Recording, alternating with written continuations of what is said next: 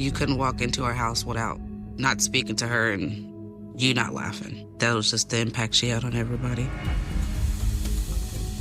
If you haven't went through losing a child, then you can't tell me nothing, because it's a pain that nobody understands.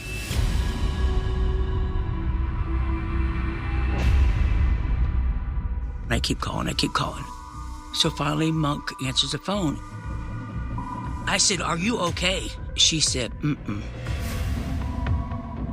I said, "Do I need to call the police?" She said, "Mm-hmm." I have no way to even begin to think of where I might look for her because I have nothing. Where do I even begin?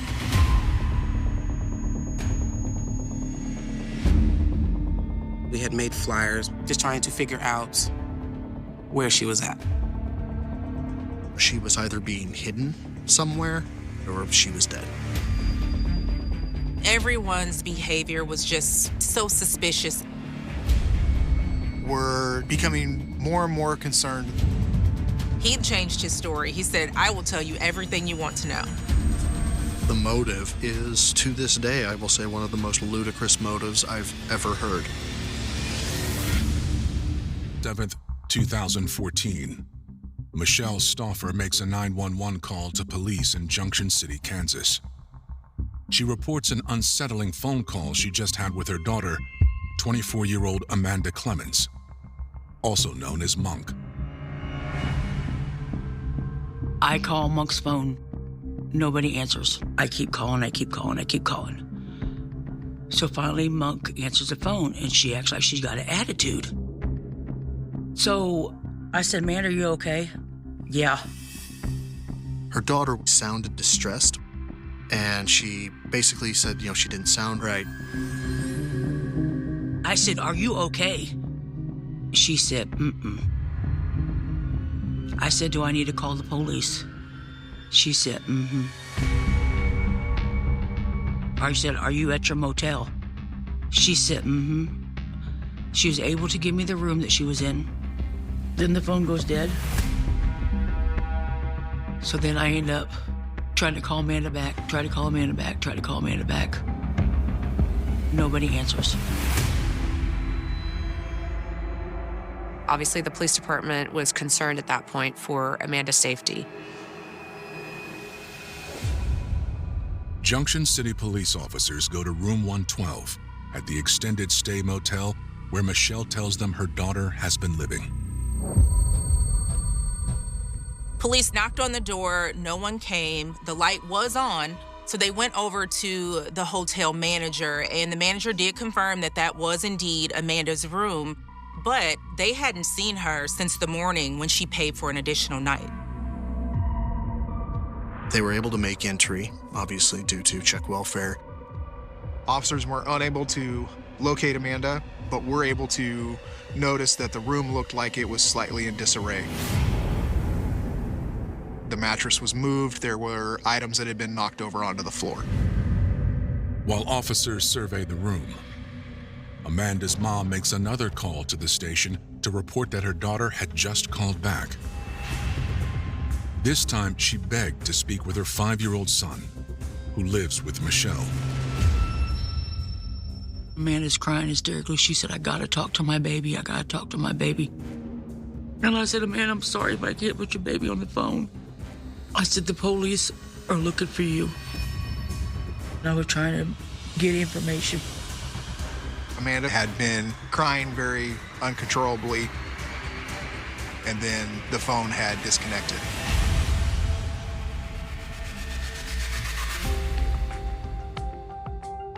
Amanda Clemens was born on July 17, 1989, in Lawrence, Kansas.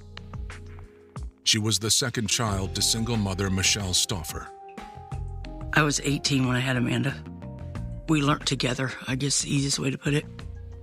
When Amanda was 2, she moved to Topeka with her mother. Over the next several years, Michelle gave birth to 3 more daughters. Growing up, there was 5 of us. There was 5 girls. We definitely always kept each other entertained. In the early 2000s, Amanda attended Topeka High School. If she called you her friend, she was your friend. So, yeah, she was real. She was liked in high school a lot. When she smiled, that's all you seen. And it was contagious. And that's what everybody knew. But they also knew the angry side of her too, though. She definitely had a little attitude on her. She didn't take nothing from nobody. She was always getting suspended from school for fighting. And then she got into boys, like most teenage girls. And she just thought she needed to be out in the streets with all her little friends. Amanda dropped out of high school before her senior year. In 2006, she moved to the nearby town of Lawrence. I think she left about 17, but she was working like from the time she could work. She started working. Amanda worked for a janitorial company. She would walk in the rain, the snow, whatever she had to do to be able to get to work, she did it. I mean, she did what she had to do. While in Lawrence, Amanda became pregnant. She would have been 18, almost 19. She called me and she said, "Mama, I need to come home." And I'm like, "You're always welcome to be home." And she stayed there at her sister's house, and then she had her baby. She suffered through depression a little bit, like when she got pregnant and then afterwards. And then it really got bad once she had my nephew. Amanda had a hard time being a mom. I kept her son a lot when she was working, and then he lived with me off and on when she would have her ups and downs. In 2012, Amanda relocated to Junction City. Before she left, she made a difficult decision about her son. She came to me and she said, "Mom, can I sign papers? Because my son needs a stable place to start school." And I said, "Well, of course, you're right. He does need a stable place to start school." So that's what we did. She would constantly call and call and call to check on him. "Oh, what is he doing?" Or, "What is this? What is that?" You know, he's fine. You don't have to keep calling. When I say that she loved her baby, I don't care what happened in Amanda's life. That was still her baby. Nobody was changing that. Her baby was her world. On New Year's Eve 2013, Amanda came back to Topeka to visit her family. She was in good spirits despite a recent breakup. Amanda just wanted to be loved. No matter what type of love she got, she just wanted to be loved.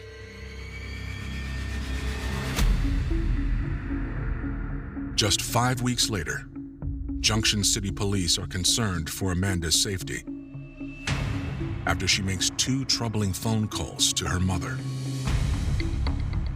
Our dispatch center had tried to make contact with Amanda's phone number. The phone was answered by an unknown person, and the dispatcher said, "This is the police department, we're trying to help." As soon as they said that they were the police, the phone hung up. Police dispatch tried to call Amanda's number repeatedly with no success, and the phone just continued to go to voicemail. And at that point, we also initiated what we call knock and talk, where we made contact with every resident in the hotel to see if they had any information about Amanda's whereabouts. We were able to speak to one of Amanda's neighbors at the hotel. When he was in his room around 7 p.m., he heard fighting or objects being thrown, heard female voices screaming, as well as at least one male voice.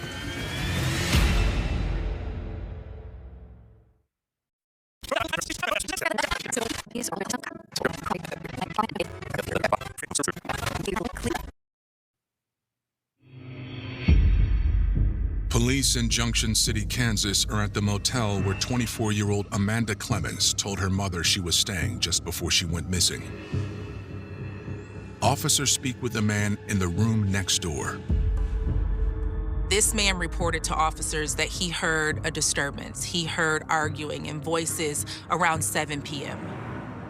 About 30 minutes later, the occupants came outside. They escort who he thought was Amanda out of the hotel room and place her into a silver 4-door passenger car that did not have Kansas plates on it.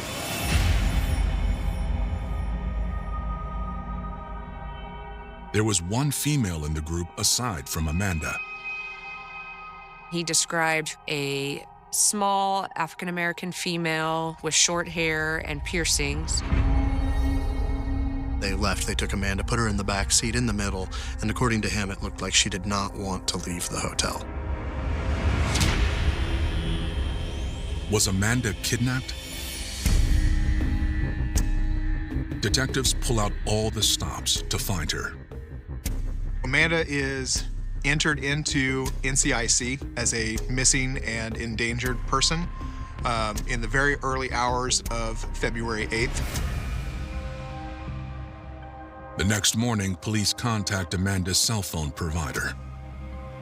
They attempted the process to try to have the phone pinged, but at that point the phone was shut off and they were unable to get any activity from the phone.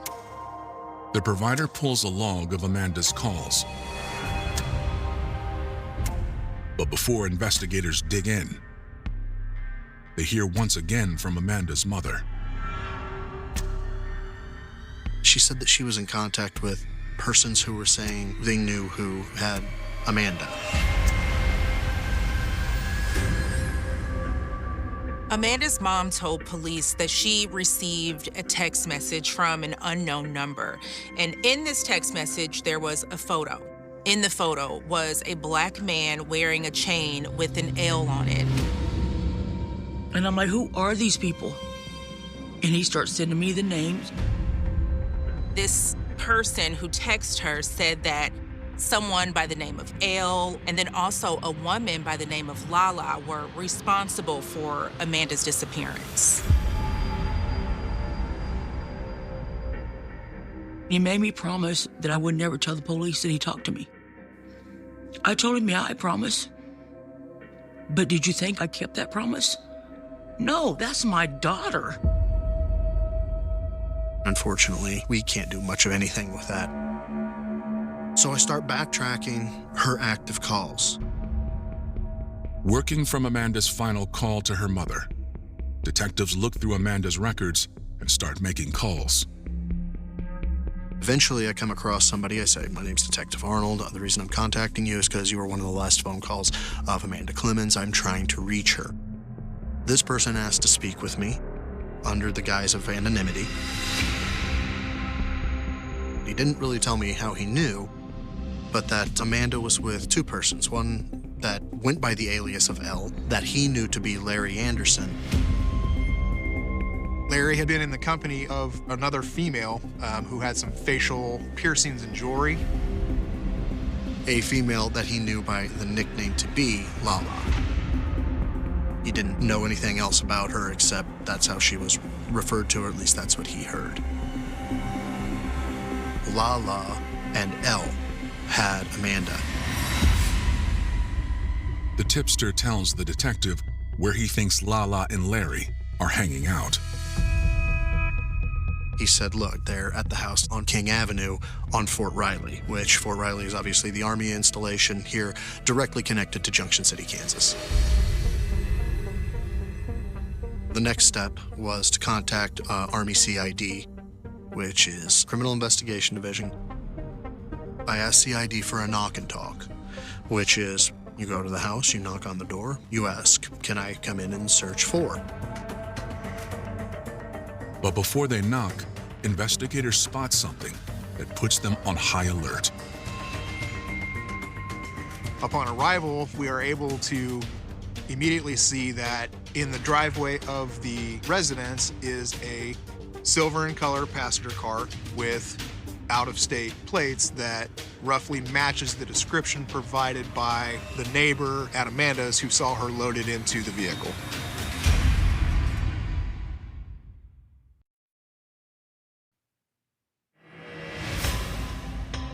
Junction City detectives are trying to track down a man and a woman who may have information about the apparent kidnapping of Amanda Clemens. A tipster reports the pair is staying in a house on Fort Riley military base. When police arrive, they spot a suspicious vehicle in the driveway. The vehicle roughly matched the description provided by the neighbor that saw Amanda put into the vehicle. It was a silver four-door vehicle with out-of-state plates. Authorities are met at the door by residents Drexel and Chantrell Woody. Chantrell Woody is an active duty Fort Riley soldier. Drexel was her husband who lived in the residence. The couple admits the car belongs to them, but say they haven't driven it in 2 days. Drexel and Chantrell both insisted that the vehicle had been at the residence all day on the 7th, all day on the 8th, and had never left. We told them that all we were concerned about was finding Amanda, and we wanted to come in and look for Amanda, make sure that she wasn't inside and in need of help, and make sure that there was no one else inside the residence. Mr. Woody and Mrs. Woody indicated that there was no one else in the home. They did not want law enforcement to search. They just were very uncooperative with what we were trying to do. They ultimately denied us access to the residence. Then another subject appears at the top of the stairs. That individual is a female subject that has facial piercings, matching the description of one of the subjects leaving Amanda's room. I asked the Woodies, I thought you said there was nobody else in the house. They don't really have an explanation. The woman identifies herself. Her name is Marissa Middleton. Marissa first advised that she had been asleep upstairs, did not realize anyone was there. Detective Arnold immediately contacts a Fort Riley magistrate judge, and we were able to get a search warrant. Detectives search the house, room by room. As we're searching the house, we're shouting, "Police, if you're here, make yourself known." We did the search at the house. We found a male subject upstairs hiding in a closet under a blanket. Very suspect behavior. Come to find out, yes, this is Larry Anderson. When asked, why are you hiding in the closet? Initially, I got the kind of the dumbfounded look like, what, don't people do that all the time? Investigators place Larry under arrest on an outstanding warrant. At that point, he is taken into custody on his warrants, and he is transported from the scene. Detectives question Marissa, aka Lala, at the Woody home. Larry and Drexel were friends and had started hanging out with each other. Marissa and Larry were dating, and Drexel and Chantrell were obviously married. And that was why they were all together at the Drexel house.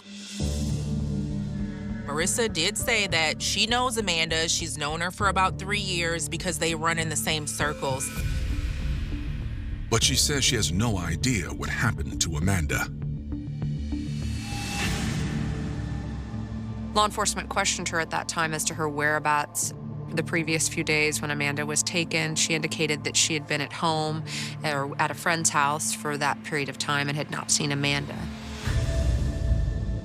Investigators note that Marissa grows more agitated by the second. She is exhibiting some very strange behavior. She is crying almost uncontrollably. She makes several mentions of, this is not even my MO. I've been arrested before, but this isn't what I do. Detectives discover that Marissa also has an active warrant in another state. The reason why Marissa had a warrant or had previous history in Colorado was for things like identity theft, forgery, bad checks, things of that nature. Marissa is placed under arrest. Finally, investigators confront the residents of the home. We asked Drexel and Chantrell, why did you not tell us Marissa was inside? Why did you not tell us Larry was inside upstairs? Neither one of them could provide any type of an answer or response other than I don't know to those questions. Drexel denied any involvement, any knowledge of who Amanda Clemens was. I asked them for their cell phone numbers. I said, I need to get back in contact with you. So they give me their cellular phone numbers. Detectives cross-checked the numbers with Amanda's phone records. Within, say, the last 12 hours, Drexel Woody's phone number appears in the logs of Amanda Clemens' cell records. I said, this is odd. Why did you talk to her? Doesn't really have any explanation for this whatsoever. Detectives have 4 potential suspects, but no evidence of a crime, and no idea where Amanda is. At this point in the investigation, I am very, very concerned for Amanda's whereabouts and her well-being. She was not located in the address on King Avenue, and the people that we are being told were the last ones to be with her are being very evasive to questions. They are not cooperating with law enforcement. I knew we were in big trouble. At that point, I thought she was either being hidden somewhere or she was dead.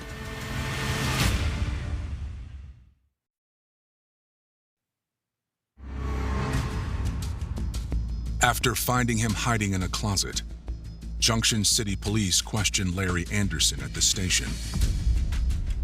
Larry admits to knowing suspected kidnapping victim Amanda Clemens, but says he knows nothing about her disappearance.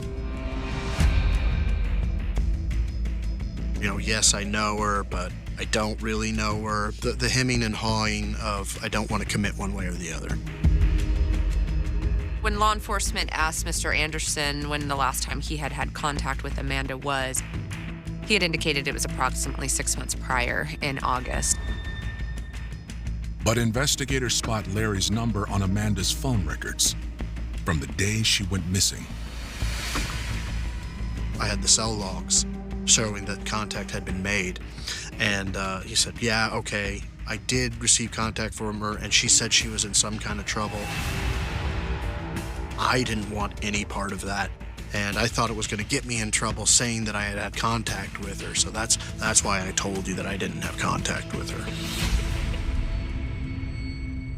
Larry offers an alibi for his whereabouts on February 7th and February 8th. What he tells Detective Arnold is that he is home at his home all day on the 7th and all day on the 8th, and he only left to go to Drexel and Chantrell's to eat that day that he is found there. Larry is booked on his outstanding arrest warrants. He is able to ultimately bond out on those arrest warrants and is able to get out of jail rather quickly.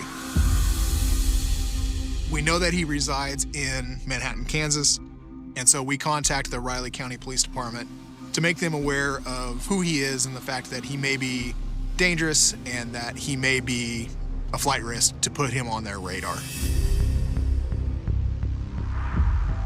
Investigators suspect that Larry, along with his girlfriend Marissa, and married couple Drexel and Chantrell Woody, all know more than they are letting on. But they have no proof. All 4 parties said, oh, we stayed home. And we were just right here. There's no way to prove, disprove that. Detectives return to the motel and to the witness who said he saw Amanda leave the night she disappeared. They show him a picture of the Woody's silver sedan. He said it looked very similar. And we showed him a picture, the picture that I took of Marissa Middleton. In less than probably a second, he said, that's that short little girl that I saw her with that night. Detective Arnold responds over to the Gary County Detention Center where Marissa is being held, and he asks Marissa, why did this eyewitness pick you and say that you were the one that he saw? At that point, Marissa does not engage in any further conversation, and she stops all questioning. Investigators are still no closer to finding Amanda than they were on day one. I have no way to even begin to think of where I might look for her because I have nothing. Right now, the biggest problem is just the logistical nightmare of where do I even begin?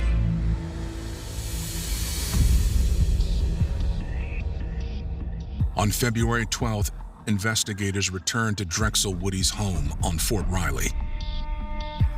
I tell Mr. Woody, I have a search warrant for both of yours and your wife's phones. I need your passcodes. And without hesitating, he gave me both passcodes. It's like, great. Before they leave, Drexel tells investigators he now has an explanation for why his vehicle was spotted at the motel. Drexel now is telling police that on the night in question, February 7th, that Marissa, Larry Anderson, and a man named Chris Pugh borrowed his car and they left his residence on that night, but he says he did not know where they went. Is Drexel telling the truth or creating a cover-up? Detectives examine Drexel's phone for answers. I'm going through the most recently taken photographs on Drexel's phone, and I see a picture of an ID, and I see the name Amanda Clemens. And it doesn't even click. For the first time I saw it, I actually bypassed it and went, okay, so there's a picture of, and then I pause. I know that name. I then, of course, go back and go, oh my God. The photograph is a picture of Amanda's driver's license taken approximately 30 minutes before the time of her abduction. Not only that, in the background of the driver's license, I can see the floor of the kitchen, which was the floor of the house on King Avenue in Fort Riley. The time, the date stamp, the longitude, the latitude, the floor, the ID, there's no denying anymore. Investigators believe the picture could have been taken as a way to threaten. Look, we have her ID, we know where she lives. You know, if she ever goes to police, we'll do things, horrible things to whatever. I can't state that for fact, but I cannot think of any other reason to take a high-def picture of the person's ID you just kidnapped. So I go and I tell Drexel that we need to talk. And sure enough, he comes down to the police department with us. He then changed his story. He said, I will tell you everything you want to know.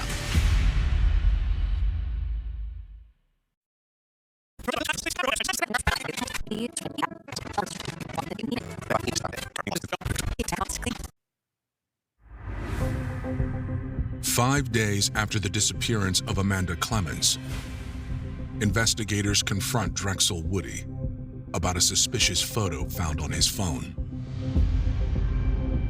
He's still trying to stick to his guns. I don't know, until finally I present to him the photograph of Amanda Clemens' ID on his device. I said, look, this is on your phone. This is not going away. It's time to be truthful.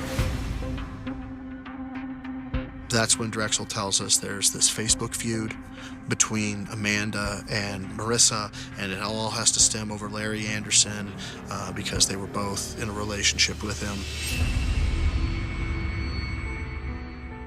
Larry and Amanda used to date, and Marissa and Larry are now dating, and there's some type of jealousy or fighting over who is getting to be with Larry at this point. There was one particular post from Marissa with a picture of her and Larry. Amanda then commented saying that she'd been with Larry while Marissa was out of town caring for her father with cancer. That was it. That was the trigger. and caused Marissa to just fly into a rage. Marissa formulated this plot of using Drexel, who was in on it, obviously, to gain access to the room that she was staying in, so that way Marissa could have whatever form of revenge she thought she was entitled to. Drexel agreed to help. On February 7th, 2014, he called Amanda to arrange a meeting. That's how Drexel's phone records got into Amanda's logs. That was the back and forth that they were having about, okay, well, when do you want to come by? Christopher Pugh gets kind of involved. He had stopped by, or he was actually called and said, hey, come by, we need a favor of you, because the man is enormous. He's big, and was basically their quote-unquote muscle. The four of them piled into Drexel's sedan and drove to the motel. The others waited in the car as Drexel went to Amanda's door. We went inside, was there for, I think he said approximately 6 minutes or so, and then the others came and knocked on the door.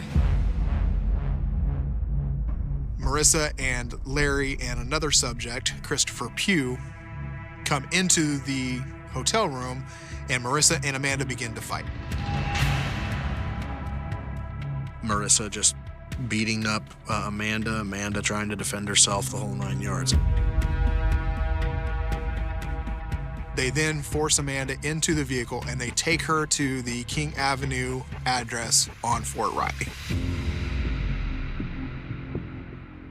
They agree to let Amanda call her child to speak to him. Amanda is able to make a phone call to her mother, who her son is currently residing with, but she's unable to keep her composure and keep from crying, and the phone is taken from her by Larry and hung up. Another phone call comes into Amanda's phone, and that is the police department calling her phone. The phone is answered. They hear, this is the police department. We're trying to help Amanda Clemens. And as soon as they said they heard the word police, they hung up the phone and either destroyed it, ripped out the battery, powered it off, but whatever it was, it would never turn on again. At that point, Christopher Pugh left. When he heard the police are involved, he was like, I'm out, I'm leaving. Fearful that the police would find them, Drexel, Larry, and Marissa came up with a plan. They decided at that point they had to get rid of her. According to Drexel, around midnight, he, Larry, and Marissa, along with Amanda, they leave his house and they drive to a remote area of US Highway 77. They stop near a bridge out in the middle of nowhere. Marissa and Amanda begin to fight outside on the bridge. Amanda, in an attempt to escape, jumped over the side of the bridge.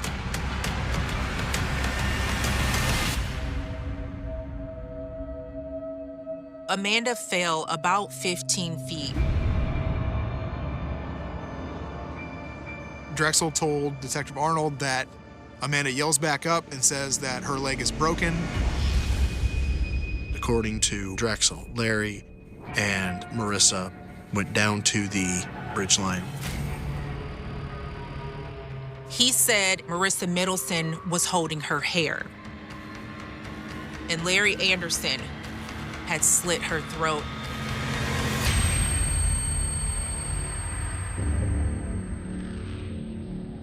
At the end of Drexel's confession, he directs law enforcement to the crime scene.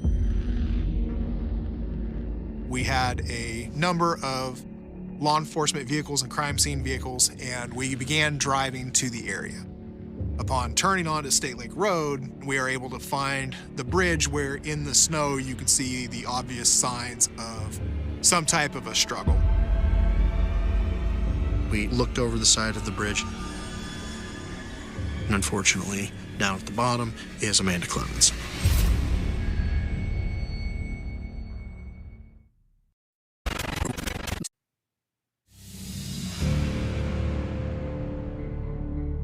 On February 12, 2014, authorities in Junction City, Kansas, find the body of missing woman Amanda Clemens.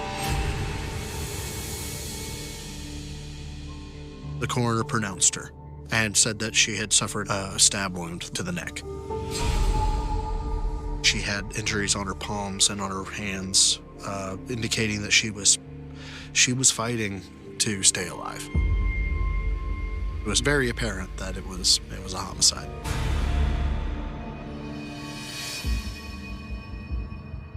When they showed up at my door on the 13th of February, I was on the phone with my uncle, and I looked out the window, and I hung up on my uncle. It's like my whole heart just stopped. If you haven't went through losing a child, then you can't tell me nothing, because it's a pain that nobody understands. Nobody understands. How do you explain that to a 5-year-old kid? And I mean, even now, they's, dang near grown, you still can't explain it to them.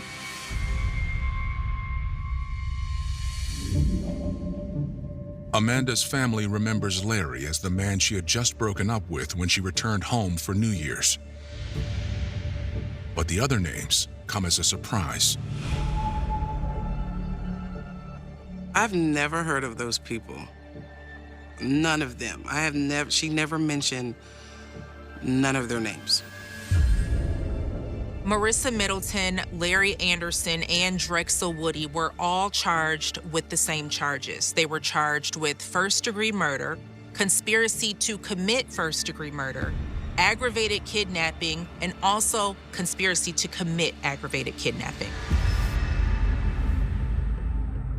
With Drexel and Marissa still in custody, on Thursday, February 13th, 2014, authorities arrest Larry Anderson. We had prepared a search warrant to go search that residence and hopefully be able to take him into custody. On the way to serve that search warrant, the press release about Marissa and Drexel's arrest went out on media, and Larry actually turns himself into the lobby of the Riley County Police Department under his own free will. A few days later, the fourth and final alleged accomplice, Christopher Pugh, is also arrested. Christopher Pugh is ultimately located on February 18th following a routine traffic stop. Mr. Pugh ultimately was charged as an accessory or a conspirator to the same offenses, and he entered a plea and was sentenced to 10 years in prison. Larry Anderson and Marissa Middleton, they both pled guilty on May of 2017. Both were sentenced to 28 years in federal prison.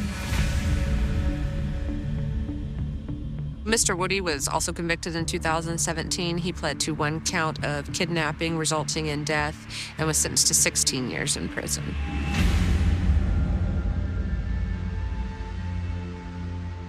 At the end of the day, I think it came down to jealousy, which turned into hate, rage, and we see what the outcome was. The motive is, to this day, I will say, one of the most ludicrous motives I've ever heard. It was, she didn't like what Amanda said. And I know how stupid that sounds. But at the very core of it, that's what I think it was.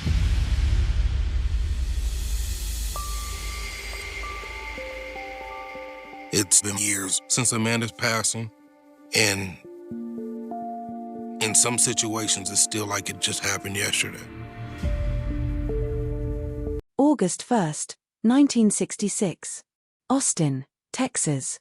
The summer heat had settled over the city like a heavy blanket. By late morning, the air above the sidewalks shimmered. Students crossed the campus of the University of Texas carrying books, laughing with friends, thinking about classes, summer jobs, dates, and ordinary plans for the afternoon. Cars rolled slowly along Guadalupe Street. Construction noises echoed from distant buildings. Somewhere, a radio played music through an open window.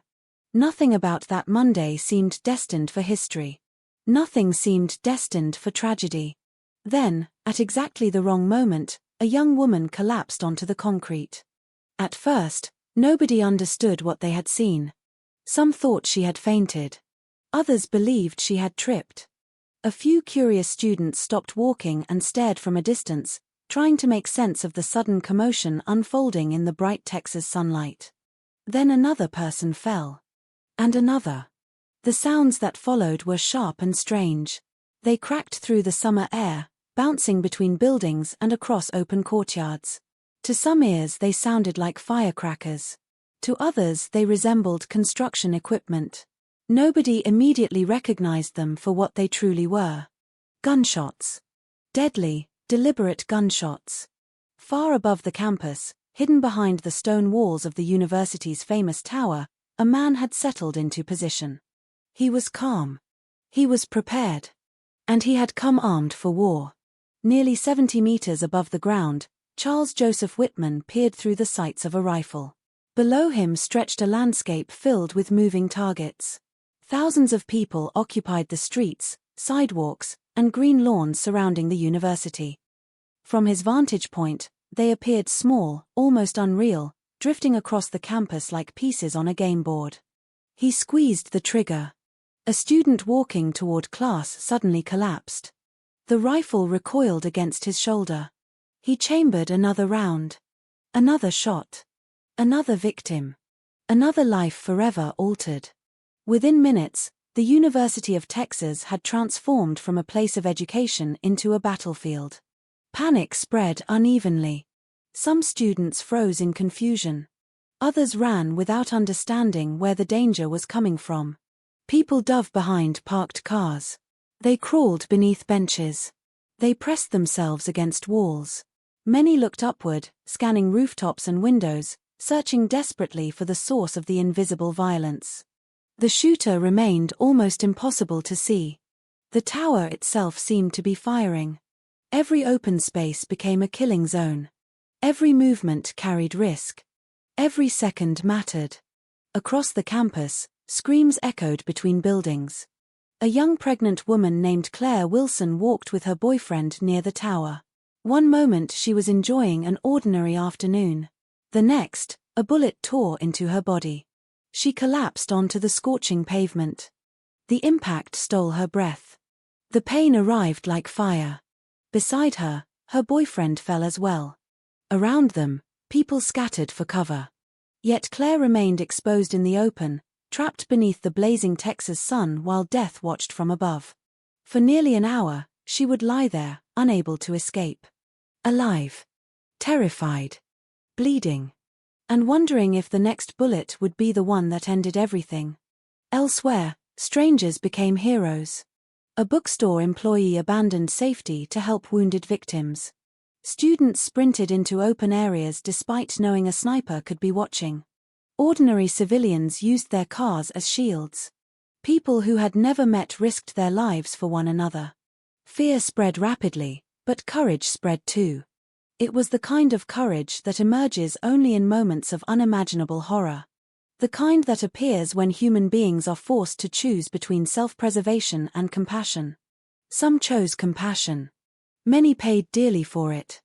As the minutes passed, police officers flooded the campus. Their situation was unlike anything most of them had ever experienced.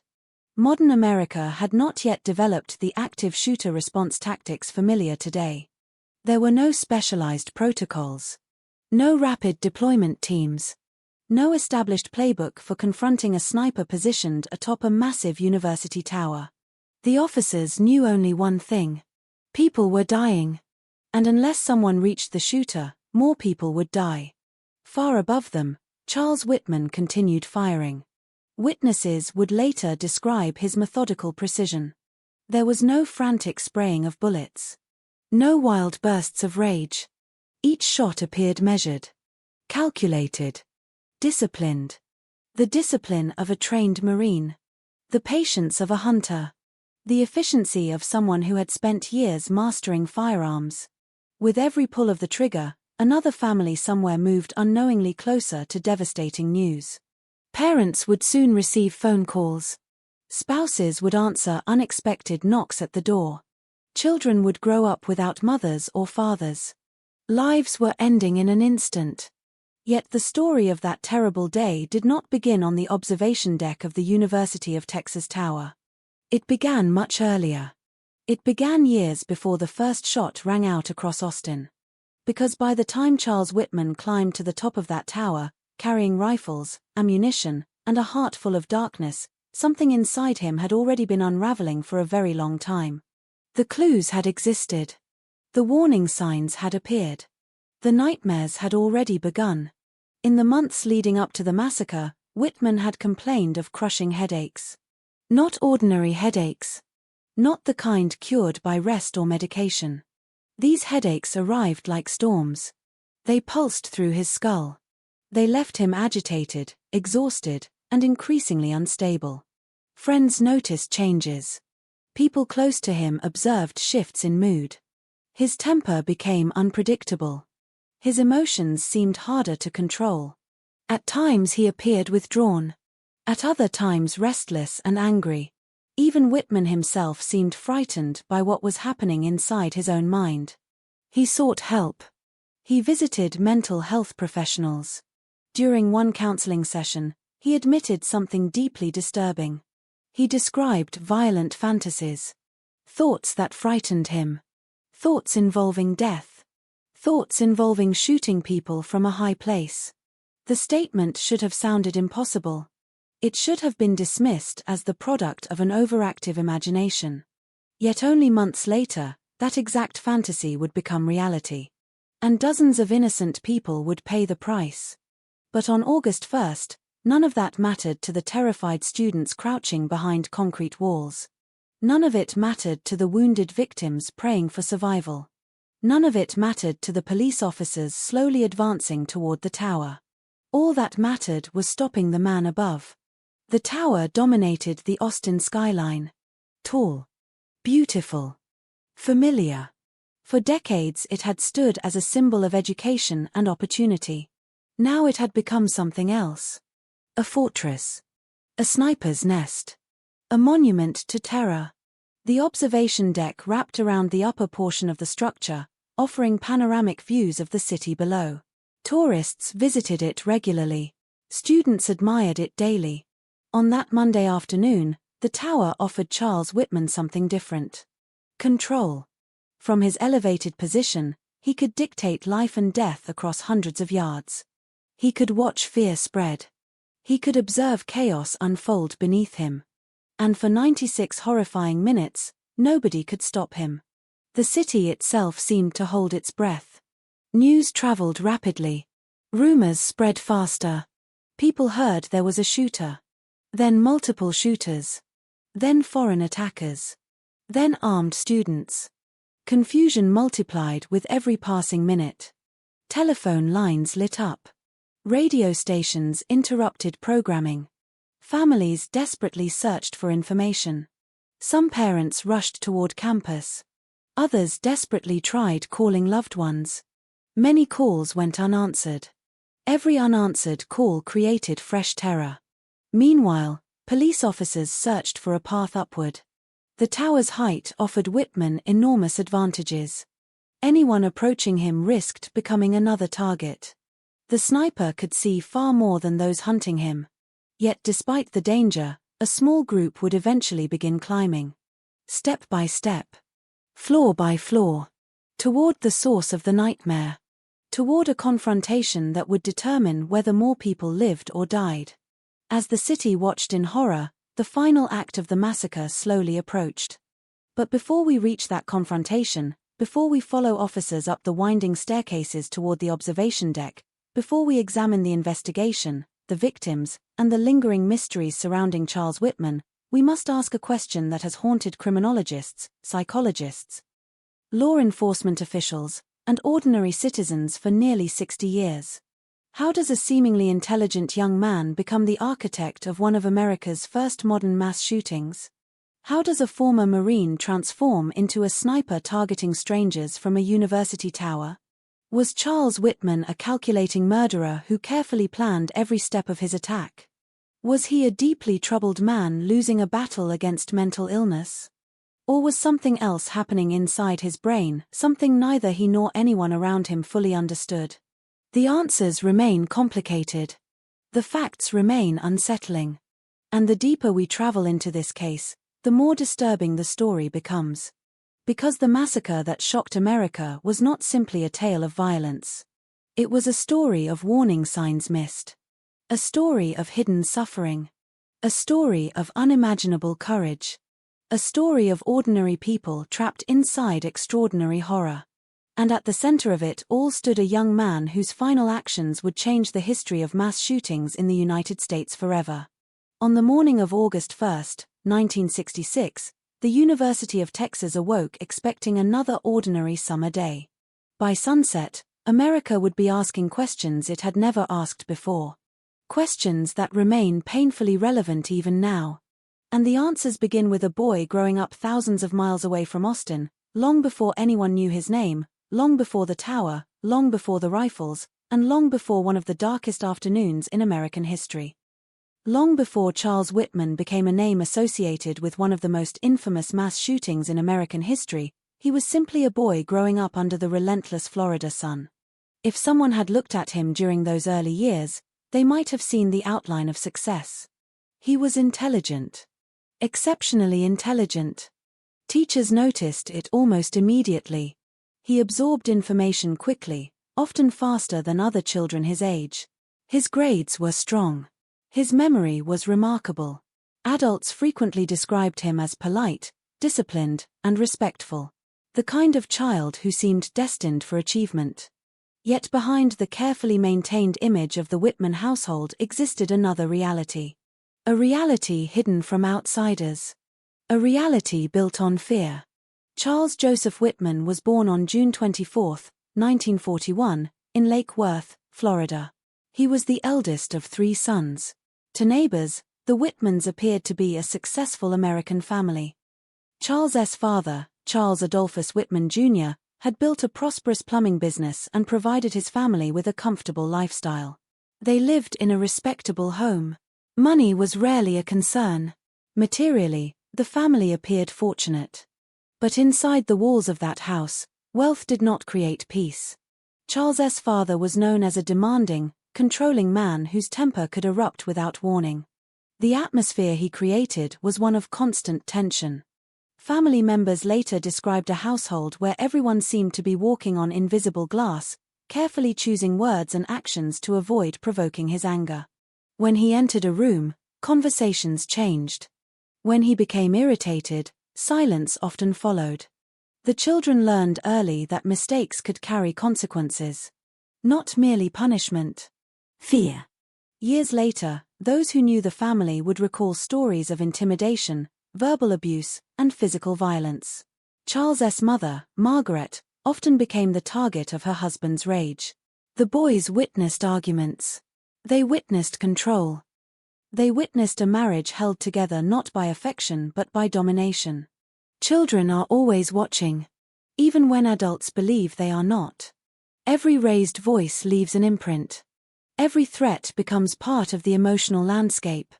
Every moment of fear teaches a lesson. Charles grew up learning that power belonged to the strongest person in the room. And in his home, that person was always his father. Yet despite the turmoil, Charles desperately sought his father's approval. That need would follow him throughout much of his life. He excelled academically. He participated in activities. He tried to embody the standards expected of him. But pleasing a perfectionist is often like chasing the horizon. The closer you get, the further it seems to move away. As a child, Charles developed an early fascination with firearms. His father encouraged it. In fact, he took pride in it. The elder Whitman believed shooting was a valuable skill and introduced his sons to guns at a remarkably young age. Many American families owned firearms during that era, especially in communities where hunting and shooting sports were common. But Charles' exposure went beyond casual familiarity. He trained. He practiced. He learned discipline behind a trigger. The lessons came early. And he proved naturally talented. By adolescence, he was already demonstrating exceptional marksmanship. Targets that challenged other shooters often seemed easy for him. His steady hands, concentration, and patience earned admiration from adults around him. To them, it was simply a hobby. A skill. A source of pride. Nobody could know how significant that skill would later become. As Charles entered his teenage years, he continued to build a reputation as a gifted young man. His IQ reportedly tested at an unusually high level. Teachers spoke of his potential. Community members viewed him favorably. He became active in the Boy Scouts and eventually achieved the rank of Eagle Scout, one of the organization's highest honors. The achievement reflected dedication, discipline, and persistence. On paper, his future appeared bright. Yet personal success often coexisted with emotional strain. The violence and instability within the home never truly disappeared. Children raised in fear frequently learn to hide their emotions. They become experts at appearing normal. They smile when expected. They perform well in school. They fulfill obligations. Meanwhile, beneath the surface, stress accumulates year after year. No one can say precisely how much damage those years caused. Human beings are complicated. Not every abused child becomes violent. Not every violent offender experienced abuse. The relationship between trauma and future behavior is rarely simple. Still, when investigators later examined Whitman's life, they repeatedly returned to his childhood. Not because it provided an excuse, but because it offered context. A glimpse into the environment that helped shape him. By the late 1950s, another path began to emerge.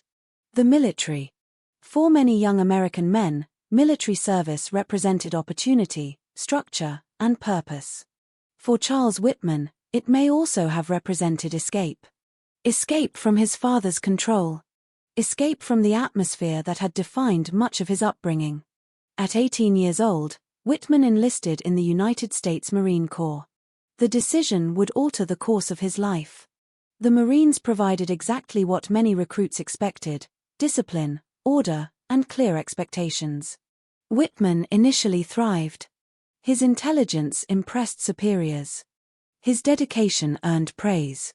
Most importantly, his marksmanship skills flourished. Among Marines, shooting ability commands respect. Whitman quickly established himself as an exceptional rifleman. He spent countless hours refining techniques, learning precision, and mastering firearms under pressure. The military transformed shooting from a childhood hobby into a professional capability.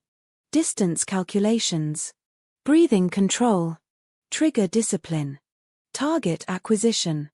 These skills became second nature. Years later, on top of the University of Texas Tower, those lessons would prove devastatingly effective. Yet during his early military career, few saw reasons for concern. Whitman appeared motivated, focused, capable. He seemed like a success story. A young man building a promising future. In fact, his achievements earned him a scholarship through a Marine Corps program that allowed him to attend college. For someone from his background, the opportunity was significant. The University of Texas at Austin awaited him. A prestigious institution. A fresh beginning. A chance to combine education with military service. When Whitman arrived in Austin, he entered a world dramatically different from the one he had known in Florida. The university campus buzzed with energy. Students discussed politics, science, literature, and culture. The early 1960s were a period of profound change in America. The civil rights movement was reshaping the nation. Cold War tensions dominated headlines. Young people increasingly questioned traditional authority. College campuses became centers of intellectual exploration. For many students, the future felt limitless. Whitman initially appeared to fit comfortably within that environment. He made friends. He attended classes. He participated in campus life. People generally found him personable and approachable.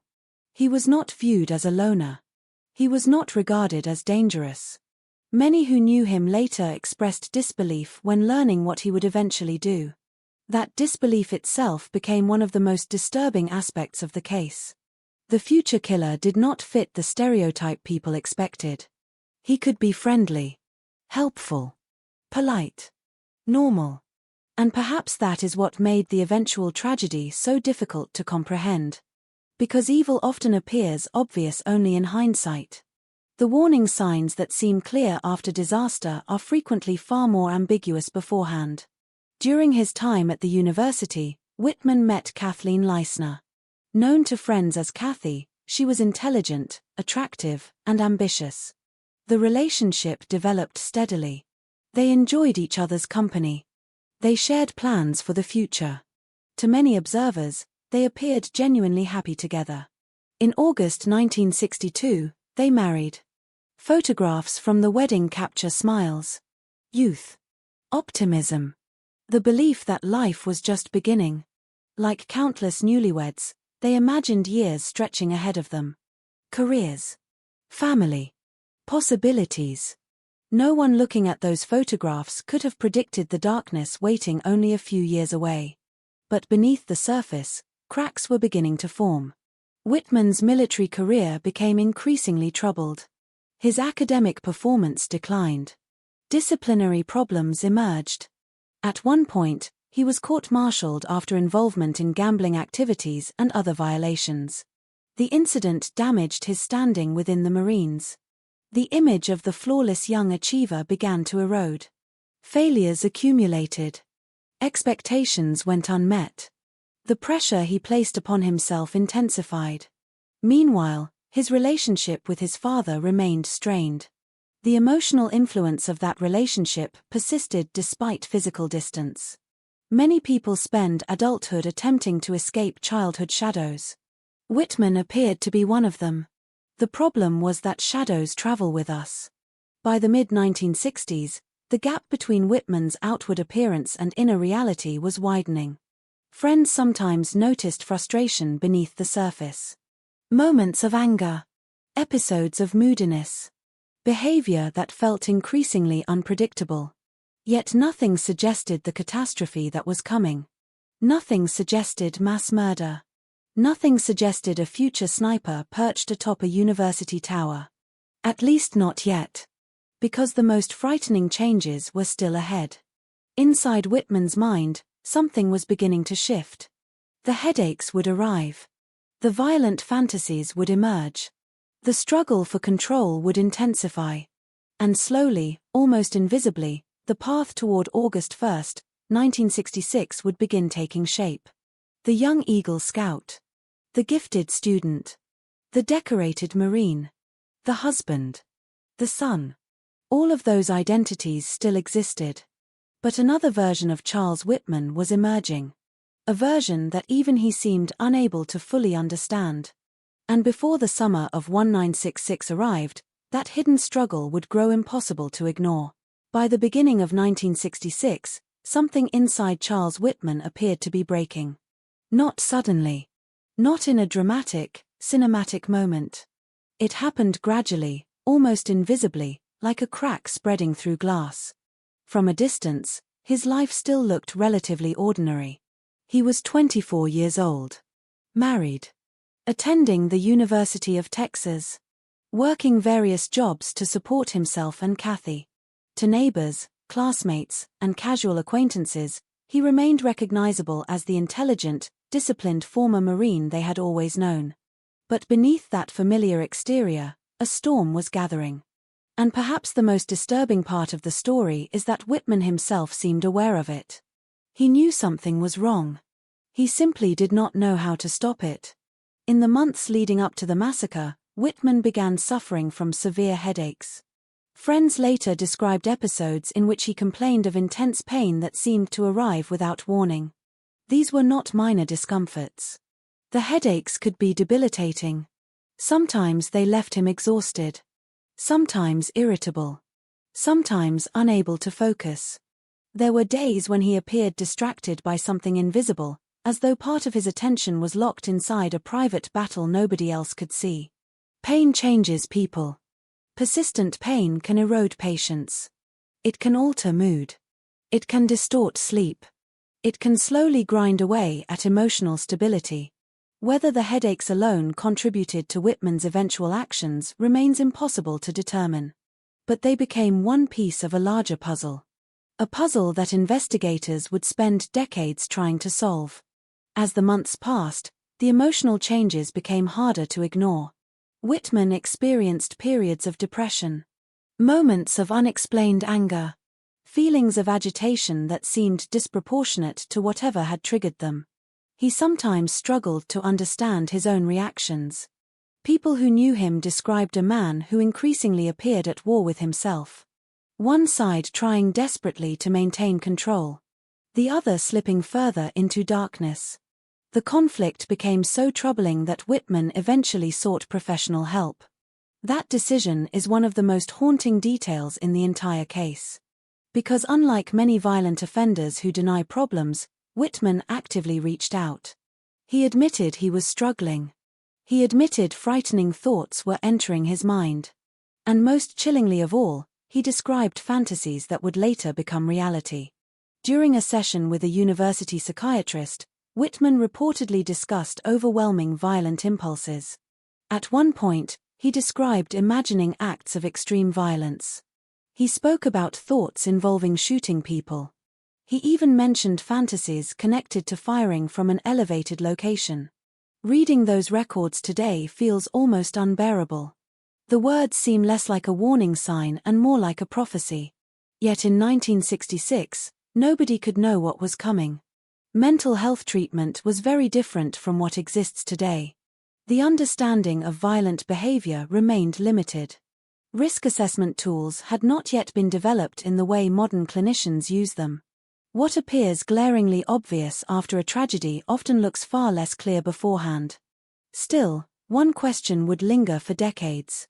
Could anything have been done? Could intervention have changed the outcome? Could August 1st have been prevented? No one can answer with certainty. The possibility itself remains one of the most painful aspects of the story. While Whitman struggled internally, events in his personal life continued unfolding. His relationship with Kathy remained important to him. By many accounts, he genuinely loved his wife. Friends often described them as a devoted couple. There were disagreements, as in any marriage, but nothing suggesting the horror that would later occur. Similarly, Whitman's relationship with his mother remained emotionally significant. Margaret Whitman had endured years of abuse from her husband. Eventually, after decades of control and intimidation, she separated from him and moved away. The decision represented a major turning point in her life. For the first time in years, she was attempting to build independence. Charles supported her choice. He understood the suffering she had endured. Perhaps because he had witnessed so much of it firsthand. Perhaps because part of him still carried the fear of his own childhood. Yet while he sympathized with his mother, he remained trapped in his own increasingly unstable mental state. The pressures accumulated. Financial concerns, academic difficulties, personal frustrations, psychological distress, physical pain. None of these factors alone explain what happened. But together they created an environment of escalating instability. Then came the final days. The final hours. The period when whatever internal barriers remained began collapsing completely. Late July 1966 arrived with the suffocating heat of a Texas summer. Austin baked beneath relentless sunlight. Temperatures climbed. The air felt heavy. Campus life slowed beneath the weight of the season. Most people focused on ordinary concerns. Work. Classes. Family plans. Weekends. The future. Nobody realized they were approaching one of the darkest days in American history. In retrospect, the final 48 hours feel almost surreal. Whitman moved through them with an eerie sense of purpose. He purchased weapons, ammunition, supplies. items that would later be recovered and examined by investigators trying desperately to reconstruct his thinking. At the time, none of these purchases drew significant attention. Firearms ownership was common. Texas gun stores saw customers every day. Nothing about Whitman immediately stood out. Yet piece by piece, he was assembling the tools required for mass murder. The preparation was methodical, deliberate. The actions of someone following a plan. What remains unclear is exactly when that plan solidified. Did he decide weeks earlier? Months earlier? Only days before? The answer died with him. What investigators do know is that during the evening of July 31, 1966, Whitman began writing. The words he left behind would become some of the most analyzed documents in criminal history. In those writings, he attempted to explain himself. Not excuse himself. Explain himself. He described feeling overwhelmed by violent thoughts. He described changes he could not understand. He acknowledged the darkness growing inside him. And then he made a remarkable request. He asked that an autopsy be performed after his death. Specifically, he requested examination of his brain. He believed something might be physically wrong. Something affecting his behavior. Something contributing to the terrifying impulses he could no longer control. At the time, those words seemed bizarre. After the massacre, they became chilling. But before investigators discovered those writings, before doctors examined his body, before the world learned his name, another terrible chapter unfolded. It happened in darkness. Away from the university. Away from the cameras. Away from the public eye. Shortly after midnight on August 1st, Whitman drove to his mother's apartment. The city slept. Streetlights cast pale reflections across quiet roads. Most residents remained unaware that history was moving toward them. Inside the apartment, Margaret Whitman had no reason to fear her son. He was family. Someone she loved. Someone she trusted. At some point during the visit, Charles attacked her. The violence was sudden. Personal. Intimate in the most horrifying sense.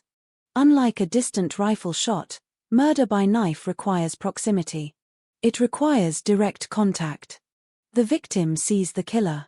The killer sees the victim. When it was over, Margaret Whitman was dead. Her son remained behind. Not fleeing. Not panicking. Writing. He left a note attempting to explain what he had done. In it, he claimed he loved his mother. He claimed he wanted to spare her future suffering. The words revealed a mind operating according to a logic incomprehensible to everyone else. A logic that transformed murder into mercy. A logic that would soon become even more terrifying.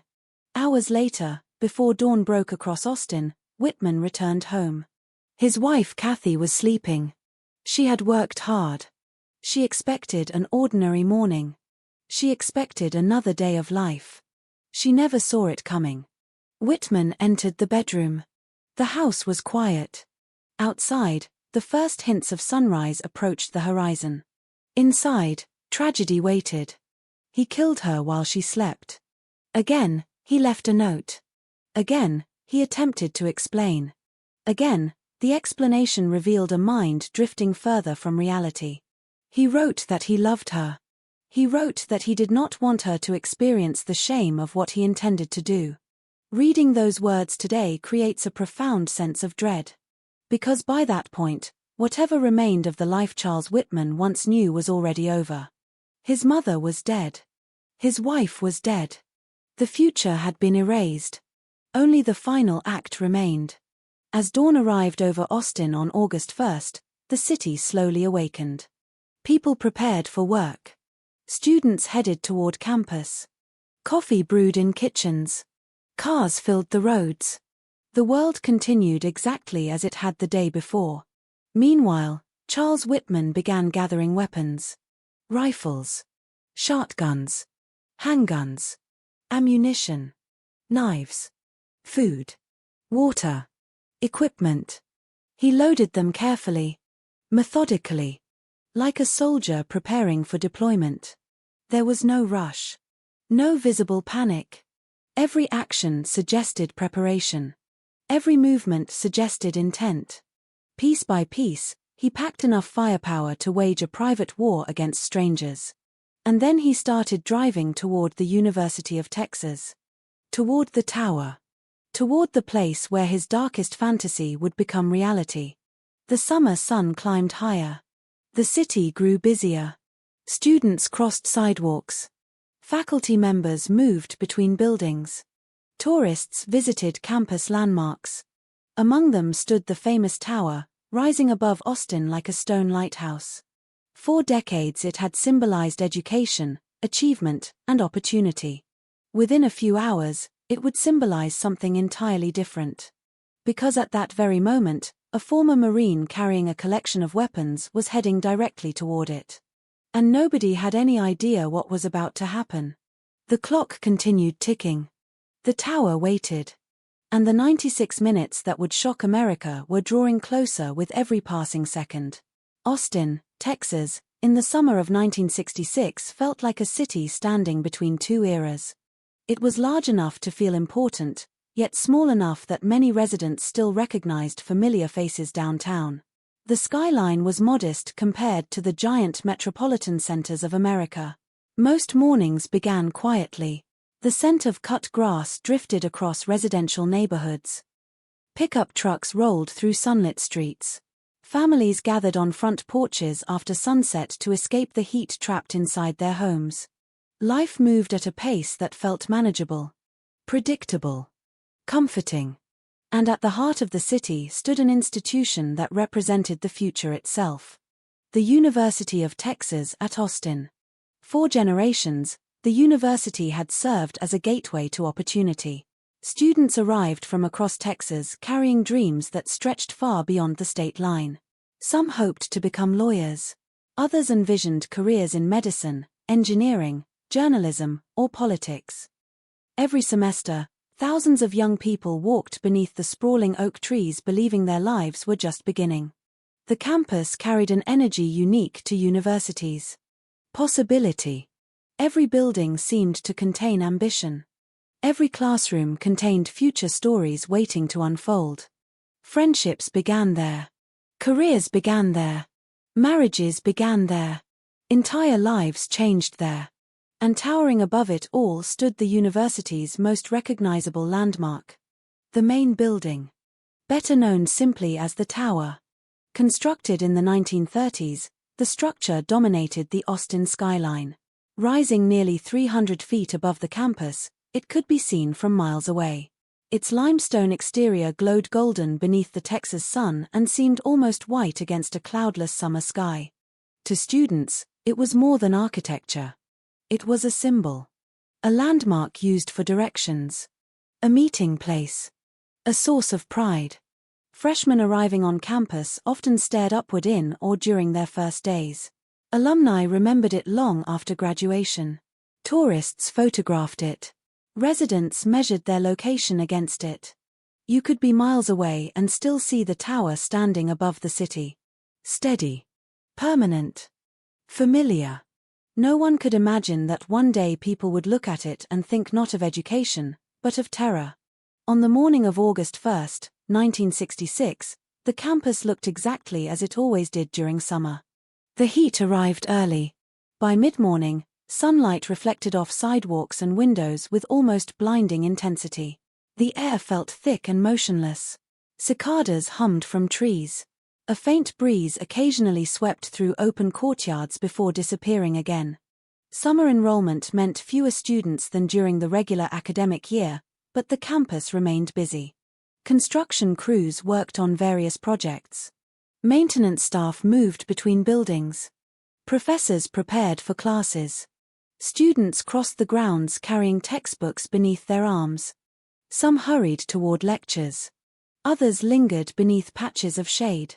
Conversations drifted through the air. Plans for the afternoon. Weekend memories. Future ambitions. Ordinary things. The kind of conversations people have when they believe tomorrow is guaranteed. A young couple walked hand in hand toward class. Friends laughed outside a building entrance. A student sat alone reading beneath a tree. Nearby, someone adjusted a portable radio, searching for a clearer signal. Across the campus, hundreds of separate stories unfolded simultaneously. Most would never intersect. Most would never make history. Yet all of them existed within the shadow of the tower.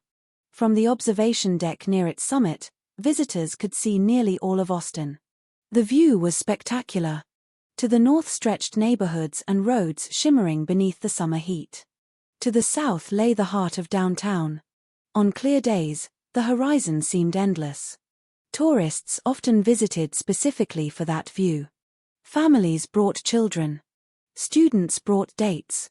The observation deck represented one of the most popular attractions in the city.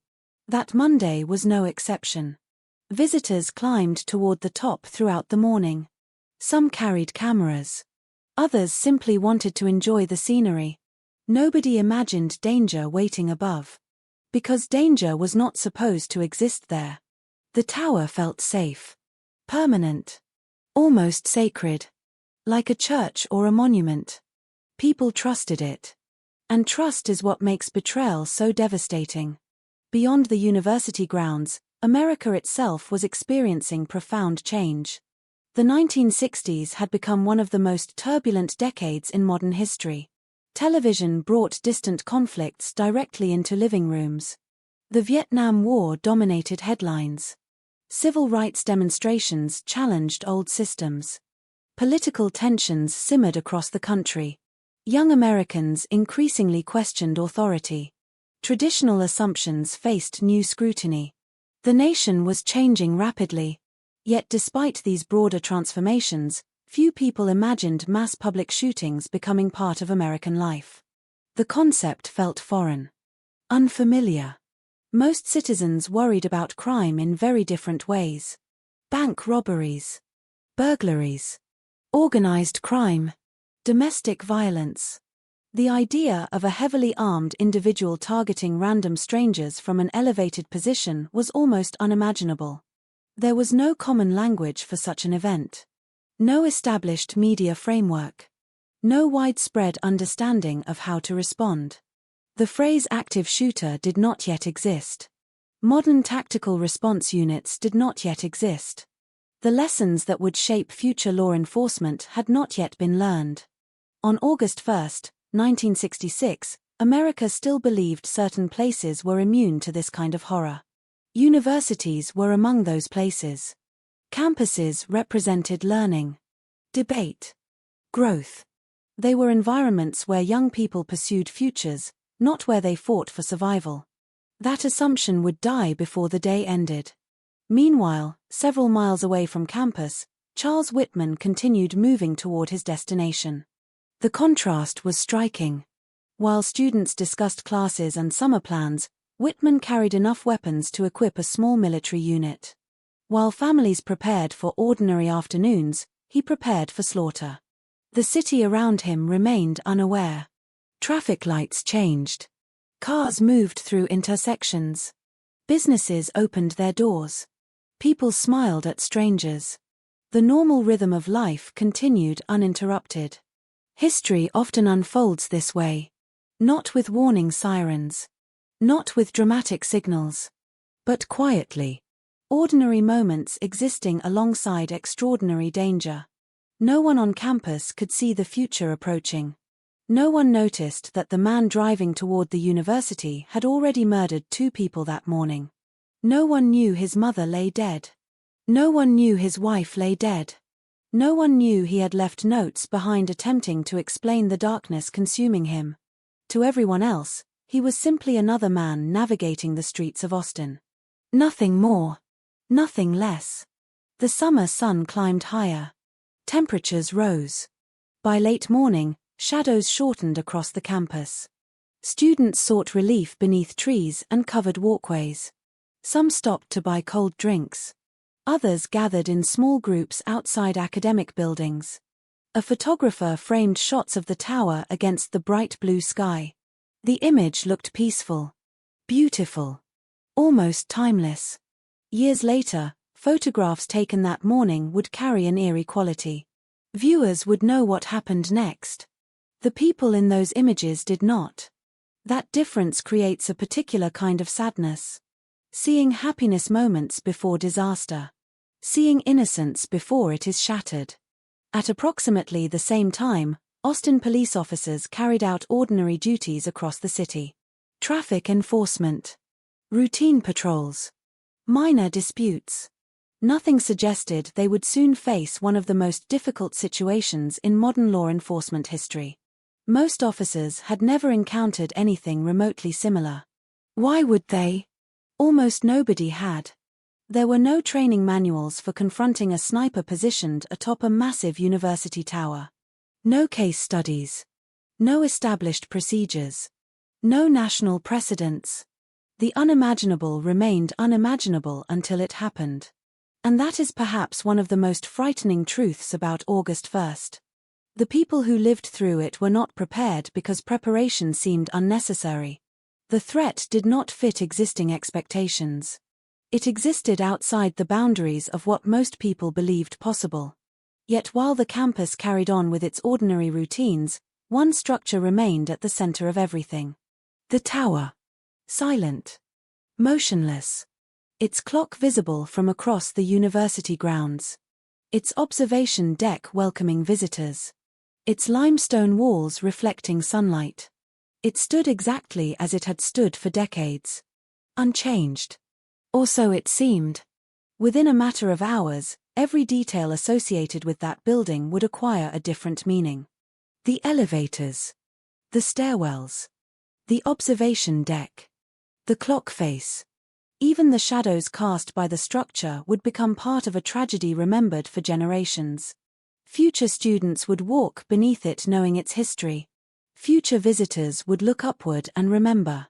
Future historians would study it. Future survivors would relive that day whenever they saw it.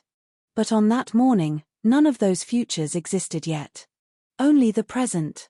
Only another hot Texas day. Only another Monday. Only another university filled with students planning the rest of their lives. The atmosphere felt ordinary because it was ordinary. And that normalcy is essential to understanding the horror that followed. Mass tragedy rarely announces itself. It arrives uninvited. It intrudes upon routine.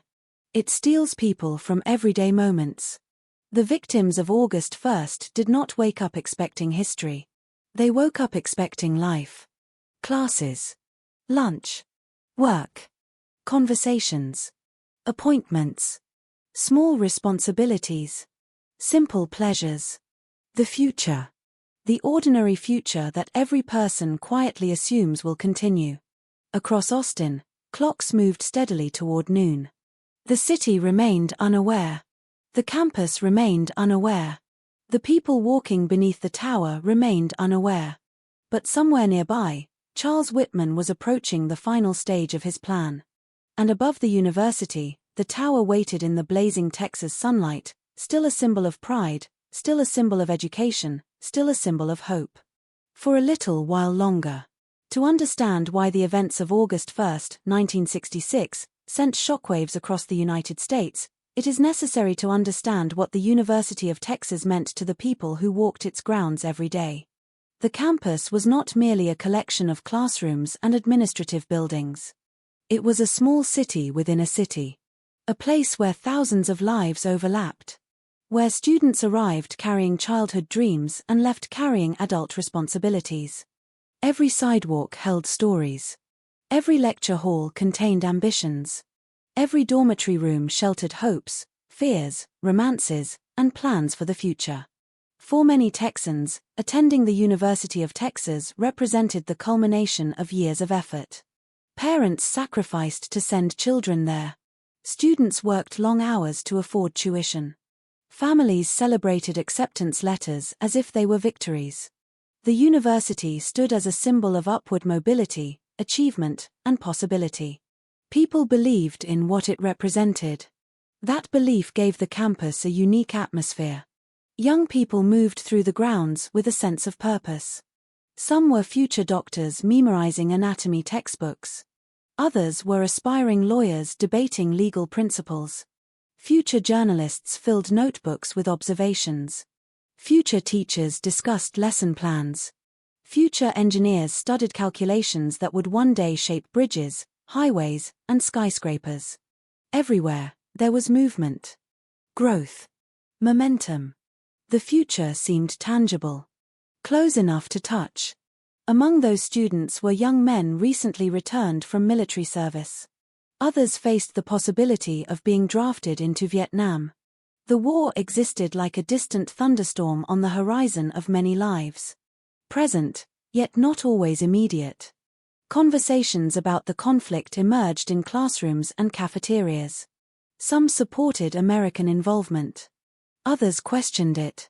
Political opinions differed, but the campus remained a place where ideas could be explored. Debated. Challenged. It was an environment built around thought rather than fear. That distinction mattered. Because fear would soon dominate every corner of the university. The main building stood at the physical and symbolic center of the campus. Its tower rose above everything else. From ground level, students often glanced upward while crossing courtyards. The structure seemed almost timeless, as though it had always been there and always would be. The tower's clock could be seen from great distances. Its observation deck attracted visitors throughout the year. For countless students, it served as a landmark during some of the most important years of their lives. First dates occurred beneath it. Graduation photographs featured it. Campus traditions revolved around it. Many people associated the tower with achievement and celebration. Not death. Never death. During the summer session of 1966, the pace of campus life differed slightly from the bustling atmosphere of the regular academic year. Enrollment was smaller. Walkways were less crowded.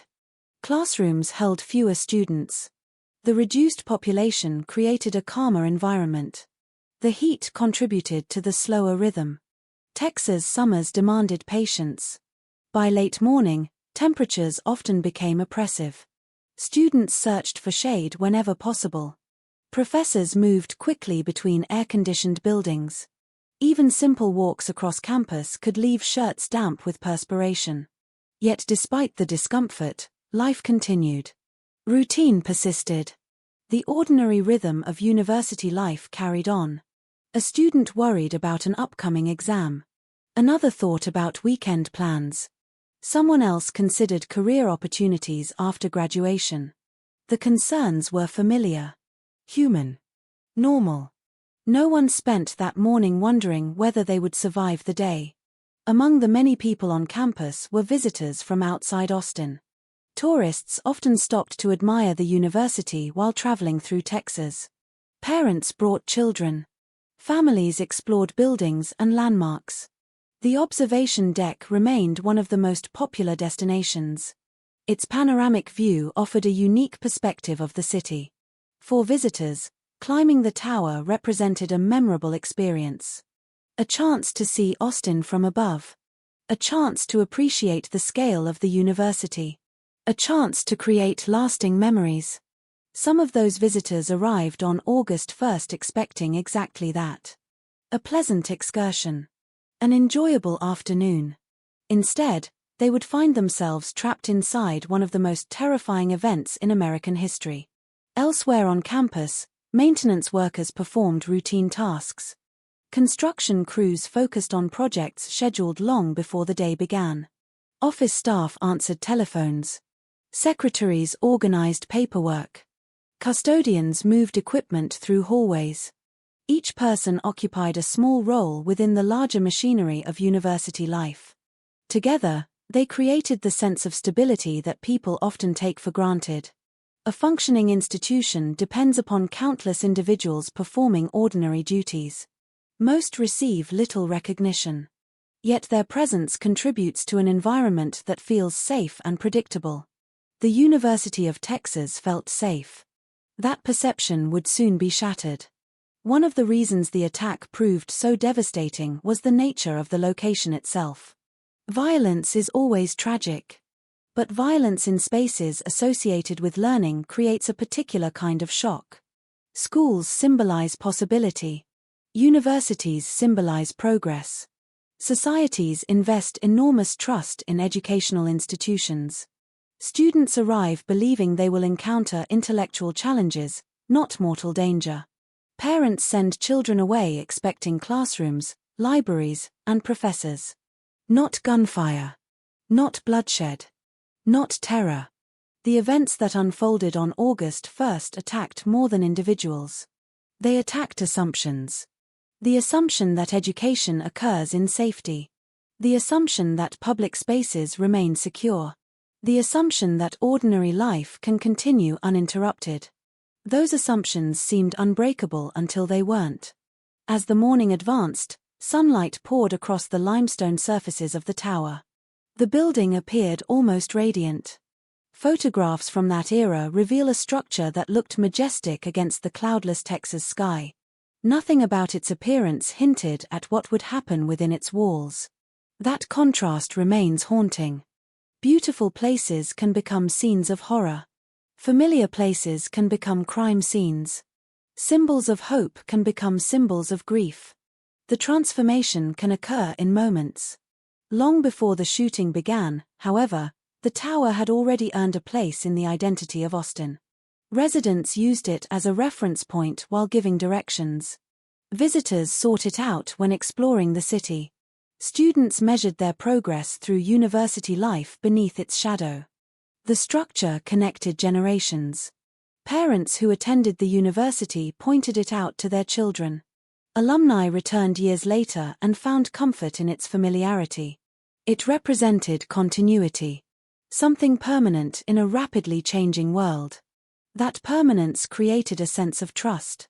People rarely fear landmarks they have known all their lives. Trust often develops quietly. It grows through repetition. Through familiarity. Through years without incident. Then a single day changes everything. Across campus, conversations drifted through the summer air. Students discussed grades. Professors discussed coursework. Friends exchanged jokes. Couples made plans. The sounds blended into the familiar background noise of university life. Laughter. Footsteps. Car doors closing. Distant engines. The hum of activity. If someone had paused at noon and listened carefully, they would have heard a campus alive with possibility. Nothing more. Nothing less. The future remained unwritten. Unknown. And among the thousands of people moving through the university that day were individuals who would soon become part of history. Some would survive. Some would be injured. Some would lose loved ones. Some would display extraordinary courage. A few would never leave campus alive. At that moment, none of them knew. History has a cruel habit of concealing itself until after it happens. The people destined to become victims rarely recognize the significance of ordinary moments beforehand. A casual conversation becomes the last conversation. A wave becomes the final goodbye. A routine walk becomes the final walk. The realization comes later. Often much later. For families, that realization can be heartbreaking. Many survivors of tragedy spend years revisiting seemingly insignificant memories. A smile. A phone call. A joke. A shared meal. Moments that felt ordinary at the time become precious in retrospect. The University of Texas was filled with such moments on August 1st. Moments unfolding without any awareness of what was approaching. Meanwhile, outside the awareness of everyone around him, Charles Whitman continued moving closer to the campus. His journey occurred against the backdrop of ordinary life. Drivers obeyed traffic signals. Pedestrians crossed streets. Store owners served customers. Nobody recognized that a mass murderer was passing through the city. Nobody understood that one of America's first modern public mass shootings was only hours away. That ignorance was not negligence. It was normal. Human beings do not expect catastrophe during routine mornings. They expect routine afternoons. The future generally resembles the recent past. At least until it doesn't. And on that August morning, Austin still belonged to the world before the shooting. The world before television broadcasts carried images of terrified students running for cover. The world before the tower became synonymous with tragedy. The world before parents across America learned a new kind of fear. Within a short time, all of that would change. But for now, the campus remained exactly what it had always been. A place of learning. A place of dreams. A place where thousands of young people believed the best years of their lives were still ahead of them. And under the brilliant Texas sun, with the tower watching silently above, those dreams continued moving through the campus, completely unaware that history was already on its way. As the morning edged closer to noon, the University of Texas existed in a fragile moment of calm that nobody recognized as fragile. The campus appeared permanent. The routines appeared permanent. The sense of safety appeared permanent. Yet history often reveals how quickly permanence can become illusion. On August 1, 1966, the University of Texas was not merely a collection of buildings. It was a reflection of America itself, young, ambitious, confident, and largely unprepared for the kind of violence that would soon unfold. The nation was living through an era of contradictions. Television sets brought images of war into family living rooms every evening. Reports from Vietnam showed soldiers navigating jungles thousands of miles away. Political debates grew increasingly heated. Social movements challenged long-standing institutions. The country was changing faster than many people could understand. Yet despite those tensions, most Americans still believed certain boundaries existed. War happened overseas. Crime happened in certain neighborhoods. Danger existed somewhere else. The idea that an ordinary university campus could become the site of a mass casualty event felt almost impossible. Universities represented intellect rather than violence. Books rather than bullets. Discussion rather than death. That belief was deeply rooted. And because it was deeply rooted, the shock that followed would be even greater. The University of Texas embodied many of the ideals Americans associated with higher education. Its sprawling campus attracted students from every corner of the state. Young men from ranches and small farming towns sat beside students from Houston, Dallas, and San Antonio. Some came from wealthy families. Others worked multiple jobs simply to remain enrolled. The differences between them often disappeared once classes began. Inside lecture halls, everyone shared the same goal: a better future. That future felt especially important during the 1960s. America's post-war optimism still lingered. A college education represented opportunity. A path toward stability. A chance to build something meaningful. Students arrived carrying expectations not only for themselves but also for their families. Many were the first in their households to attend university. Parents looked at them with pride. Professors looked at them with hope. The campus itself seemed designed around possibility. Wide-open spaces encouraged movement. Pathways connected every part of the university. Students crossed lawns, courtyards, and shaded walkways throughout the day. The environment encouraged interaction. People met unexpectedly. Friendships formed naturally. Life unfolded in public view. That openness was one of the university's greatest strengths. It would also become one of its vulnerabilities. Because open spaces offer little protection from a rifle positioned high above. As noon approached, the Texas heat intensified. Sunlight reflected off concrete surfaces and limestone walls. The air shimmered above roads and sidewalks. Many students sought shelter beneath trees whenever possible. Others hurried from one air-conditioned building to another. The sounds of summer surrounded them. Birds moved through branches. Automobile engines echoed from nearby streets. Construction activity continued in the distance. The ordinary soundtrack of campus life played uninterrupted. No alarms sounded. No warnings appeared. The day offered no indication of what was coming. At the center of everything stood the tower. Its presence was so familiar that many students barely noticed it anymore. Like mountains on the horizon or church bells in a hometown, it had become part of the background of everyday life. People glanced at it without really seeing it. They used it for navigation. They checked its clock while crossing campus. They arranged meetings beneath it. It was a constant. Reliable. Predictable.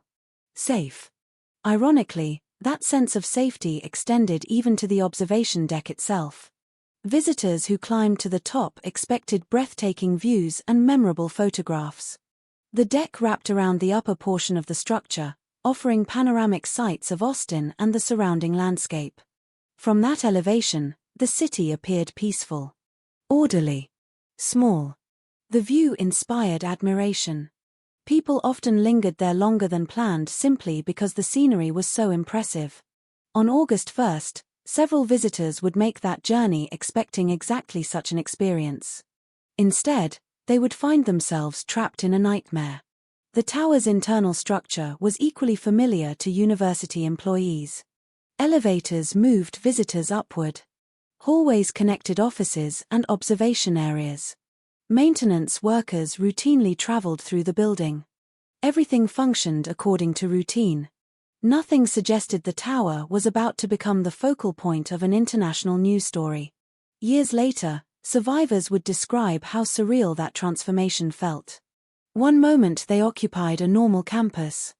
The next, they occupied a battlefield. The speed of the change remained difficult to comprehend even decades later.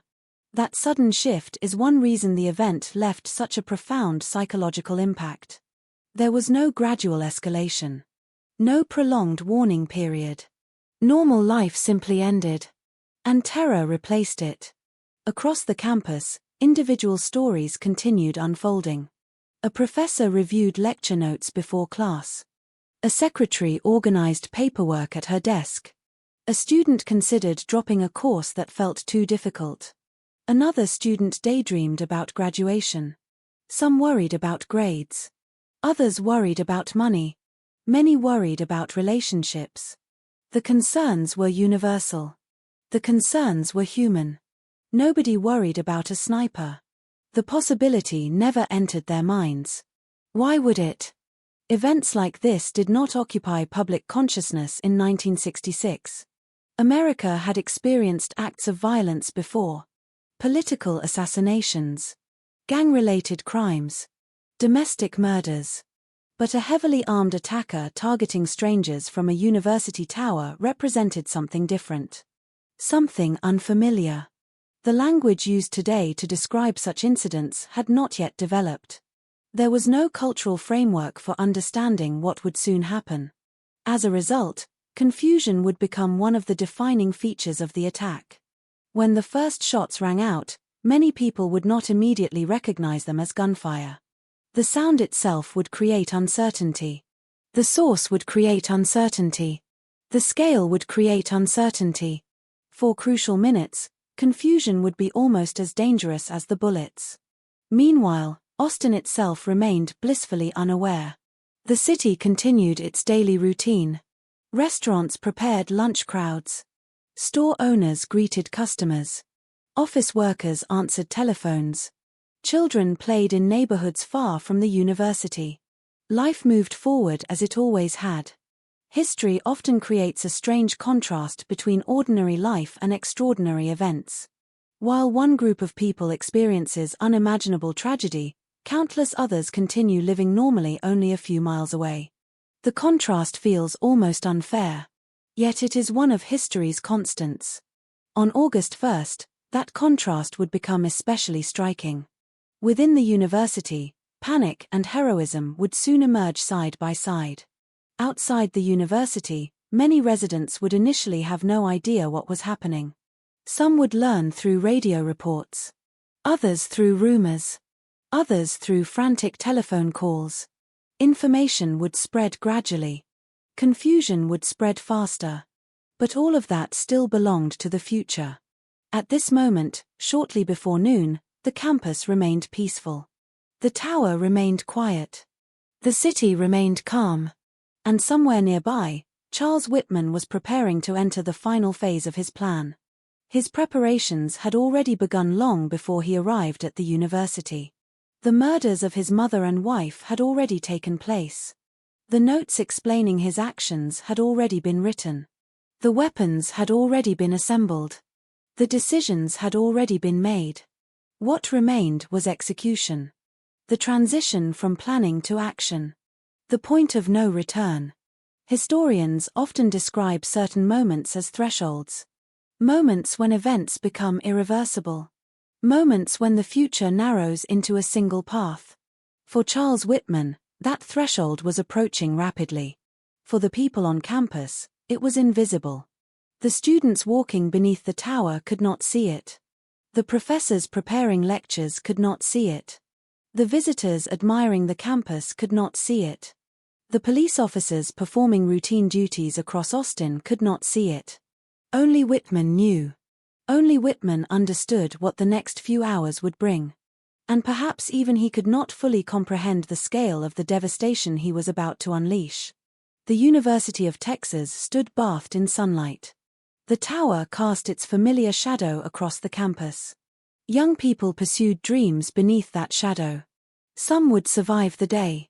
Some would become heroes. Some would carry emotional scars for the rest of their lives.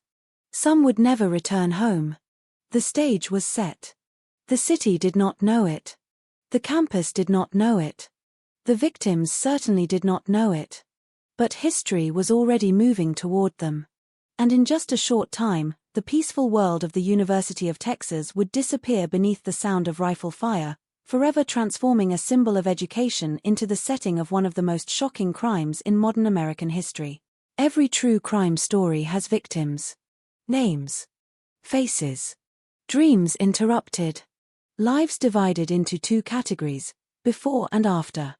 But the tragedy of the University of Texas Tower shooting presents a unique challenge. Unlike many criminal cases centered around a single victim, this massacre created dozens of victims simultaneously. Some died within moments. Others survived with wounds that never fully healed. Entire families found themselves connected by grief to a single afternoon of unimaginable violence. To understand the human cost of August 1, 1966, we must move beyond the tower. Beyond the rifles. Beyond Charles Whitman. We must return to the people below. The people who woke up expecting an ordinary Monday. The people whose lives were forever changed because they happened to be in the wrong place at the wrong time. One of those people was Claire Wilson. If there is a single image that came to symbolize the horror of that day, it was the image of Claire lying exposed beneath the blazing Texas sun. But before she became a symbol, she was simply a young woman looking forward to becoming a mother. 20 years old and 8 months pregnant, Claire had spent much of her pregnancy imagining the future. Like countless expectant mothers, she pictured first birthdays and first steps. Tiny clothes folded neatly in drawers. Late-night feedings. Family photographs. The ordinary milestones that transform dreams into reality. The future existed vividly in her imagination. And on August 1st, she expected that future to continue. That morning felt normal. Nothing extraordinary. Nothing threatening. The heat was typical for Texas. The campus was familiar. Life moved forward exactly as it always had. Claire spent time with her boyfriend, Thomas Ekman. Young. In love. Excited about the child they would soon welcome into the world. The concerns occupying their minds were the concerns of ordinary young adults. Family. Responsibility. The future. They could not possibly know that within hours, everything would change. When people later described the attack, they often focused on the moment Claire was shot. Yet what makes her story heartbreaking is everything that existed before that moment. The hopes. The anticipation. The life that was growing inside her. Because every victim carries an invisible history into tragedy. A collection of dreams that violence never allows them to finish. Around the same time, dozens of other students moved across campus pursuing futures of their own. Some hurried toward classrooms. Others worked summer jobs. Some planned careers. Others worried about examinations. Many were experiencing what should have been the most exciting years of their lives. College often occupies a unique place in memory. A period suspended between adolescence and adulthood. A time when possibilities seem endless. Many students at the University of Texas carried exactly that feeling. The belief that life was opening rather than closing. The belief that tomorrow would be there waiting. Among them was 18-year-old Mark Gabauer. Mark had his entire adult life ahead of him. Friends described him as energetic and optimistic. Like many young people, he was still discovering who he wanted to become. The future remained unwritten. His story, like so many others that day, was defined by possibility. Then there was 17-year-old Thomas Ashton. Barely old enough to be considered an adult. He represented the kind of youthful promise that communities celebrate. A teenager standing at the beginning of life rather than the end. Families look at young people like Thomas and imagine decades ahead. Careers. Marriage. Children. Grandchildren. Entire lifetimes. Violence destroys more than a person. It destroys all those imagined futures as well. Across the city, another victim began her day entirely unaware of the role history had chosen for her. Edna Townsley worked as a receptionist inside the main building. Her responsibilities were ordinary. Greeting visitors. Answering questions. Helping people navigate the university. The kind of work that rarely attracts attention. Yet institutions depend upon people like Edna. Reliable. Professional. Present every day. Thousands of students likely passed her desk over the years without realizing how important her role was in keeping the university functioning smoothly. August 1st began like countless other workdays. She arrived expecting routine. Paperwork. Visitors. Telephone calls. Nothing unusual. Nothing alarming. She had no way of knowing she would become one of the first victims encountered by Charles Whitman as he made his way toward the observation deck. Far below the tower, Austin continued moving through another summer day. Construction workers focused on projects. Drivers navigated busy streets. Office employees completed routine tasks. Among them was Alan Crum. Unlike many others connected to the events of August 1st, Alan did not begin the day expecting to become part of history. He was simply an ordinary citizen. A former military man. A husband. A worker. Someone living a normal life. Yet before the day ended, he would display extraordinary courage. His actions would help bring the massacre to an end. The story of the victims is also the story of the people who refused to abandon them. Because even amid horror, humanity often reveals its best qualities. For every act of violence, there are acts of compassion. For every attempt to destroy, there are people trying desperately to save. As the attack unfolded, many ordinary citizens risked their lives for strangers. They did not know the victims personally. They did not receive instructions. They simply saw suffering and acted. That willingness to help became one of the defining features of the day. One of the most remarkable examples involved students who repeatedly entered open areas despite knowing a sniper could be watching. Imagine the fear. The uncertainty. The awareness that every step might attract a bullet. Now imagine taking those steps anyway. Not for a friend. Not for a family member. For a stranger. That happened repeatedly. Again and again. Young men and women who should have been thinking about classes instead found themselves making life-and-death decisions. Many survivors later remembered those moments more vividly than the shooting itself. The sight of someone running toward danger rather than away from it. The sight of strangers refusing to leave wounded people behind. The sight of courage emerging where fear should have one. Claire Wilson experienced that courage firsthand. After she was shot, she remained trapped in an exposed area of campus. The pavement beneath her grew hotter beneath the Texas sun. Blood stained the ground. Pain surged through her body. Around her, chaos spread. People shouted warnings. Others searched desperately for cover. Every movement seemed dangerous. The sniper remained somewhere above. Invisible. Watching. Waiting. For Claire, time began moving differently. Minutes felt like hours. Every second stretched. Fear has a strange effect on memory. Moments become sharper. Details become clearer. The mind records things with unusual intensity. The angle of sunlight. The temperature of the air. The expressions on nearby faces. Survivors often remember such details decades later. Not because they want to. Because trauma refuses to release them. Claire would spend much of her life carrying memories from that afternoon. Not only the physical pain, the uncertainty, the helplessness, the knowledge that her unborn child had been caught in the violence with her. That reality added a layer of heartbreak almost impossible to comprehend. A mother wounded. A child who never had the chance to live. The image became one of the most enduring symbols of the massacre because it captured something larger than a single tragedy. It captured innocence under attack. Hope interrupted. The future stolen. Yet Claire's story was only one among many. Elsewhere across campus, victims fell in parking lots, on sidewalks, near buildings, and along walkways. Some died instantly. Others remained conscious. Some called out for help. Others never had the opportunity. Every location carried its own story. Every victim carried their own history. Every family carried their own grief. What united them was randomness. The victims had done nothing to attract attention. Nothing to provoke violence. Nothing to deserve what happened. They were selected by geography alone. Where they stood. Where they walked. Where they happened to be when Charles Whitman looked through the scope of a rifle.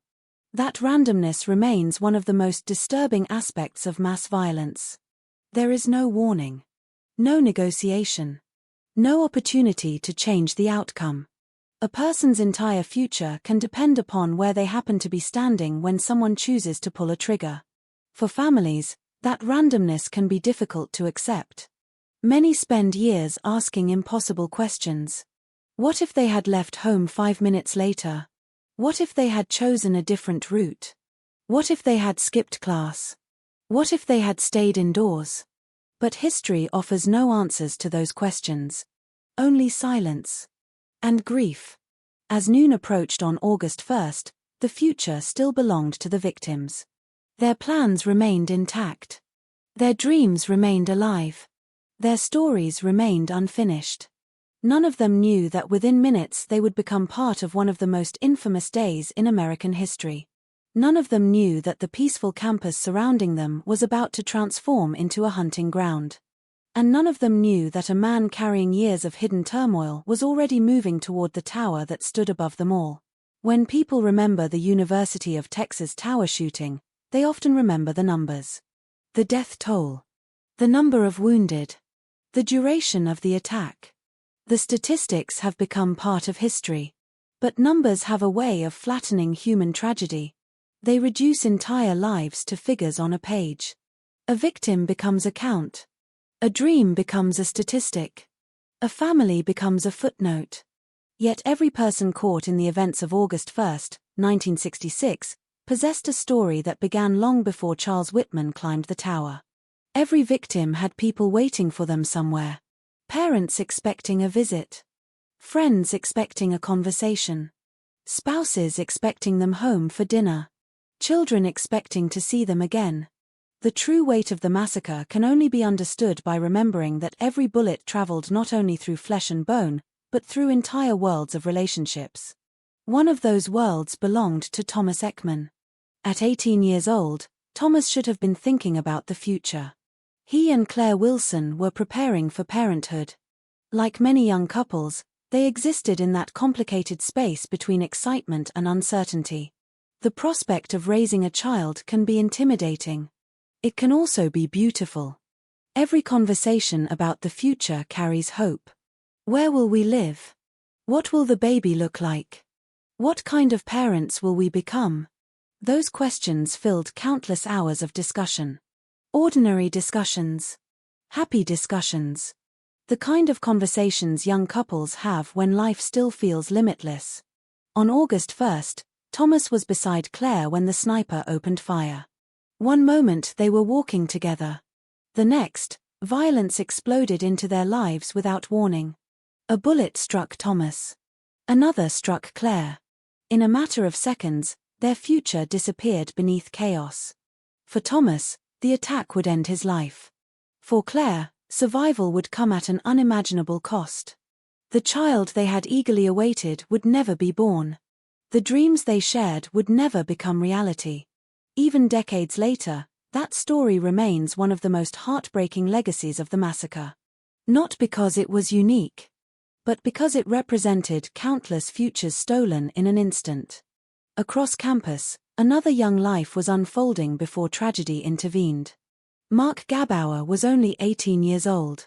Friends remembered him as energetic and full of promise. At that age, most people feel invincible. Death belongs to distant generations. Old age exists somewhere far away. The future seems guaranteed. Mark likely viewed life through that same lens. College years often feel like the beginning of everything. Career opportunities, relationships, personal growth. The first steps into adulthood. Those opportunities stretched before him on the morning of August 1st. By afternoon, they were gone. His family would spend the rest of their lives imagining milestones that never arrived. Graduation ceremonies never attended. Wedding photographs never taken. Children never born. Every murder creates invisible victims. Parents, siblings, friends, loved ones forced to continue living after loss. The pain radiates outward long after the violence ends. The tower shooting created waves of grief that extended far beyond campus boundaries. One victim's death might devastate a single family. Multiple deaths devastate entire communities. Austin would feel those wounds for years. Another victim was 17-year-old Thomas Ashton. 17. The number itself carries a particular sadness. 17 is an age filled with beginnings. Most people are still discovering who they are. Their identities remain unfinished. Their futures remain unwritten. At 17, every possibility still appears open. The road ahead seems endless. When violence claims someone so young, it creates a unique kind of heartbreak. People do not merely mourn the life that existed. They mourn the life that could have existed. The years never lived. The accomplishments never achieved. The memories never created. The massacre left countless families carrying exactly that burden. Then there was Paul Sontag. A husband. A father. A man with responsibilities extending far beyond himself. The death of a parent creates a different kind of wound than the death of a young student. Children lose guidance. Spouses lose partners. Families lose stability. The impact spreads across generations. When historians discuss mass violence, they often focus on immediate casualties. Less visible are the secondary losses. The birthdays celebrated without a parent. The graduations attended without a father. The empty chairs during holidays. The ordinary moments forever altered by absence. For many families connected to August 1st, those absences became permanent companions. Among the victims were also people who had no connection to university life whatsoever. Some happened to be passing nearby. Some were visiting. Some were simply present when history turned violent. That randomness amplified the fear. The attack ignored boundaries. Students were not the only targets. Faculty were not the only targets. Anyone visible could become a victim. The sniper viewed the world through distance and optics. The people below became shapes. Movement. Targets. Human individuality disappeared behind the scope of a rifle. Yet individuality is exactly what makes their stories matter. Each victim represented a universe known intimately by someone else. A favorite laugh. A familiar voice. Shared memories. Private jokes. Family traditions. All the small details that transform a person from a name into someone deeply loved. Those details rarely appear in official reports. They survive instead through memory. Through families who refuse to let loved ones be reduced to statistics. As the attack unfolded, Survivors witnessed scenes they would never forget. People falling without warning. Bodies lying motionless on sidewalks. Wounded strangers crying for help. The campus transformed into a landscape of confusion and fear. Yet amid that fear, remarkable acts of humanity emerged. One of the most extraordinary aspects of the tower shooting was the number of ordinary people who risked everything to help others. Many had no training, no protective equipment, no certainty they would survive. Still they acted. Students sprinted through exposed areas to rescue wounded victims. Drivers used automobiles as shields. Strangers crawled toward injured people despite knowing the sniper could target them at any moment. Every rescue attempt involved enormous risk. The shooter occupied a commanding position. He could observe movement across much of the campus.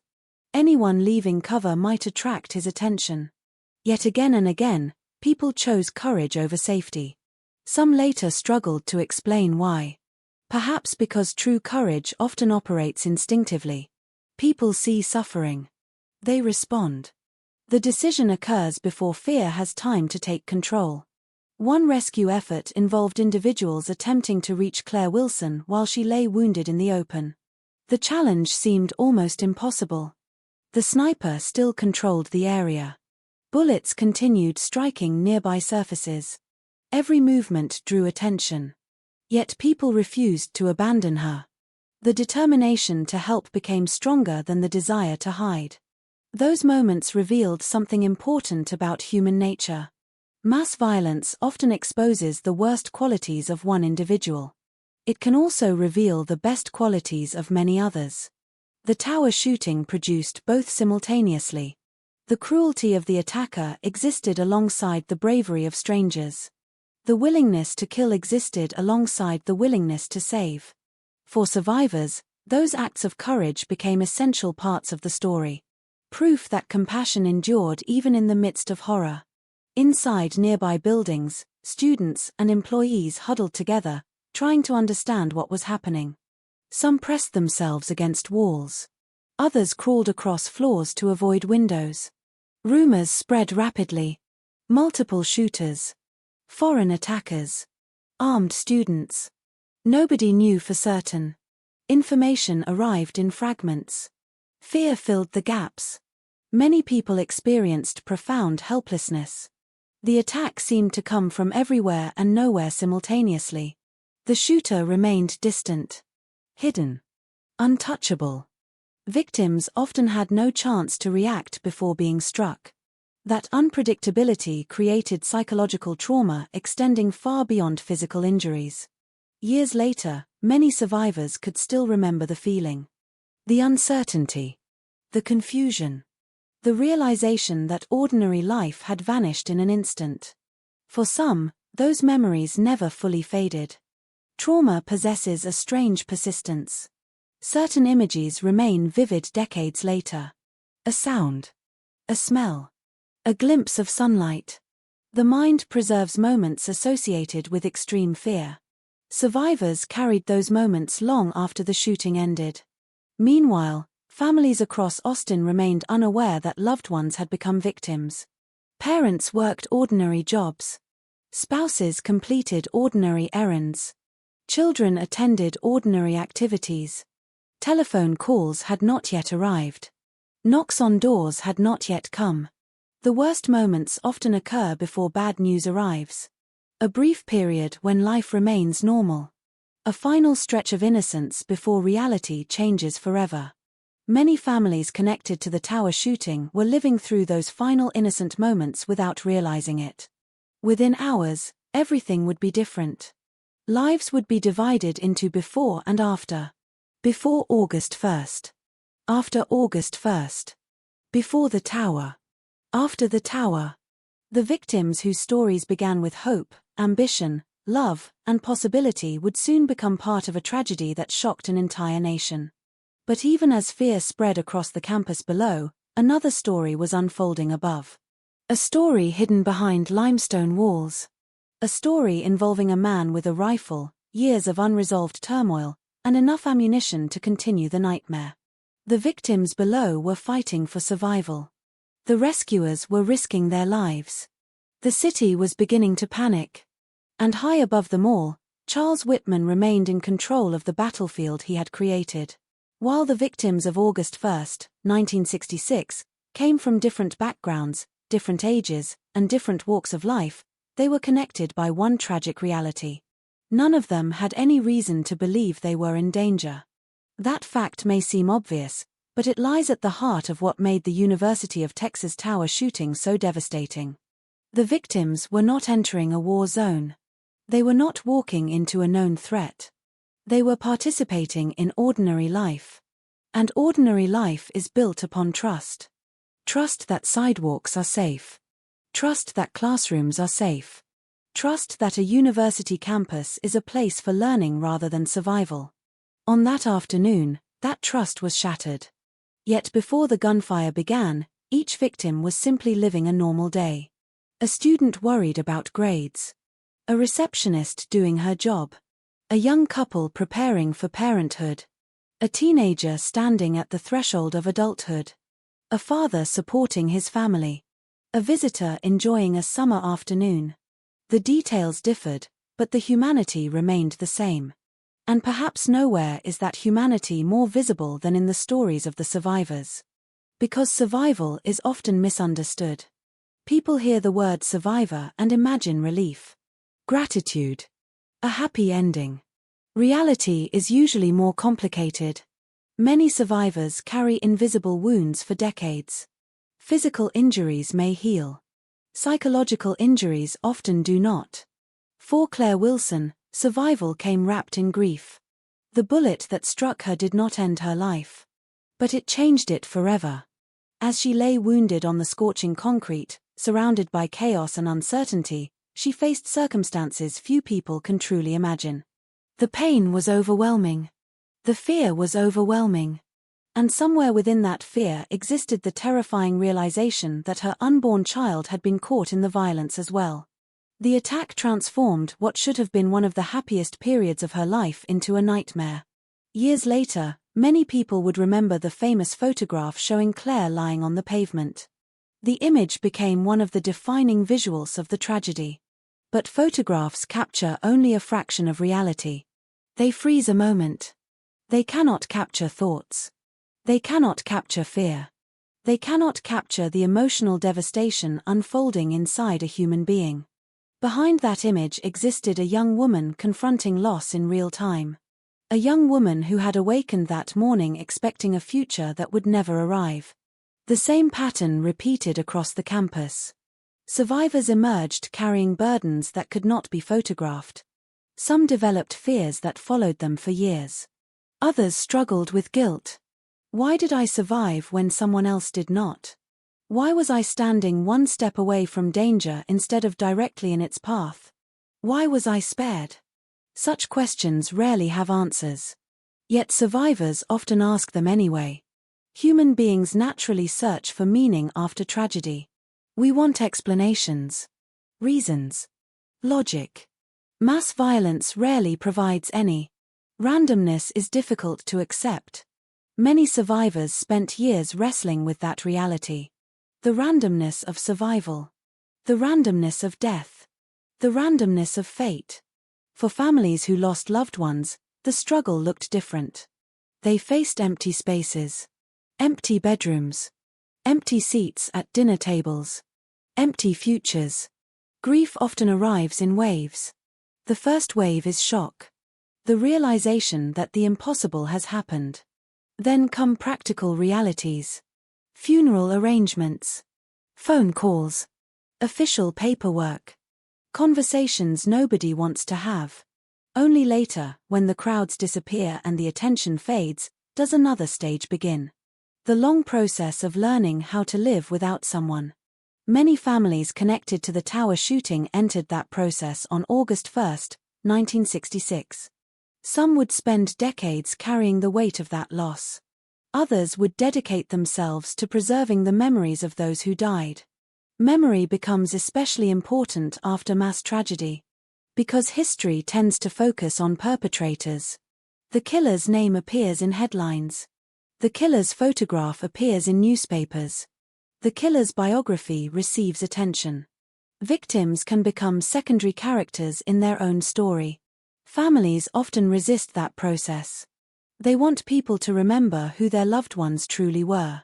Not merely how they died. Who they were. What they loved. What they dreamed about. The victims of the Tower shooting deserved that remembrance. They deserved to be known as more than names on a memorial. More than statistics in historical records. More than casualties. They were students. Workers. Parents. Friends. Children. Human beings whose lives mattered long before tragedy found them. As the attack continued, many of the people trapped on campus began witnessing acts of courage they would remember forever. Some rescuers repeatedly ventured into exposed areas despite enormous risk. Others improvised ways to protect the wounded. People shared information. Offered comfort. Supported strangers. The contrast between violence and compassion became increasingly striking. One man fired bullets into a crowd. Dozens of others risked their lives trying to save people they had never met. That contrast reveals something essential about humanity. Acts of destruction may attract attention. Acts of courage sustain hope. Without the rescuers, the death toll could have been significantly higher. Without the ordinary citizens who refused to abandon victims, even more families might have suffered unimaginable loss. Many of those rescuers never considered themselves heroes. They simply acted. The label came later. Often, heroism looks ordinary in the moment. A decision. A movement. A refusal to walk away. Only afterward does the full significance become clear. The survivors understood that. Many spent years speaking not only about the fear they experienced, but about the strangers who helped them endure it. Those stories became part of the legacy of August 1st. Proof that humanity persisted even during one of the darkest afternoons in American history. Meanwhile, as wounded victims waited for help and terrified students searched for safety, another group of individuals was preparing to enter the story. Police officers. At first, many officers arriving on scene struggled to understand exactly what was happening. The situation defied expectations. Gunfire echoed across a sprawling university campus. Victims appeared in multiple locations. The shooter remained hidden. Information arrived in fragments. Confusion dominated the early response. Yet despite the uncertainty, officers moved toward danger. Every minute mattered. Every delay risked additional deaths. The challenge confronting law enforcement was unlike anything most had ever encountered. There was no modern active shooter doctrine. No specialized tactical teams trained specifically for this scenario. No established roadmap. The officers responding that day would have to improvise. Adapt. Figure out solutions in real time. As they did, the victims below continued fighting for survival. Some clung to consciousness. Some comforted one another. Some wondered whether help would arrive before the next bullet. The emotional atmosphere across campus became almost impossible to describe. Fear. Confusion. Pain. Determination. All existing simultaneously. The university that had symbolized opportunity only hours earlier now resembled a battlefield. Sirens echoed through Austin. Ambulances raced toward the campus. News began spreading across the city. Families heard rumors. Telephone calls multiplied. Anxiety grew. People searched desperately for information about friends and loved ones. For many, the waiting became its own form of torture. Not knowing. Wondering. Hoping. Fearing. The human cost of mass violence extends far beyond those directly struck by bullets. Entire communities become participants in the tragedy. Austin was becoming one of those communities. And yet, despite the growing chaos below, the source of it all remained high above the campus. The man responsible still occupied the observation deck. Still possessed ammunition. Still possessed the ability to kill. The victims whose stories filled the campus had become trapped inside a nightmare not of their making. Some had already lost their lives. Others were desperately trying to survive. Families were beginning to experience the first moments of grief. Heroes were beginning to emerge. And the fate of everyone still on campus increasingly depended upon a single question. Who could stop Charles Whitman before he fired again? The answer to that question would shape the next chapter of the story. Because while the victims had already paid a terrible price, the deadliest phase of the confrontation between the sniper and the city of Austin was only beginning. The first shot did not sound like history. It did not sound like a moment that would be studied for decades. It did not sound like the beginning of one of the most infamous mass shootings in American history. To many people on the University of Texas campus, it sounded ordinary. A sharp crack in the distance. Easy to dismiss. Easy to misunderstand. The summer air was already filled with noise. Construction work echoed from nearby areas. Traffic drifted through surrounding streets. The sounds of a busy university blended together beneath the relentless Texas sun. At first, few people paid attention. Then someone fell. And everything changed.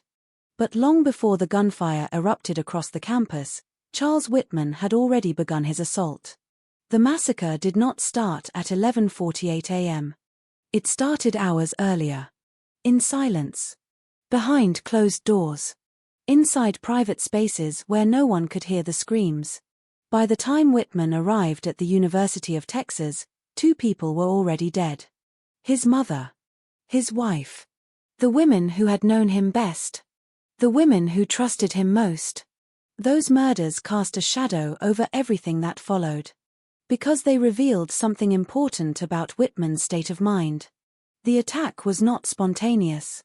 It was not a sudden emotional outburst. It was planned. Calculated. Methodical. Every step suggested preparation.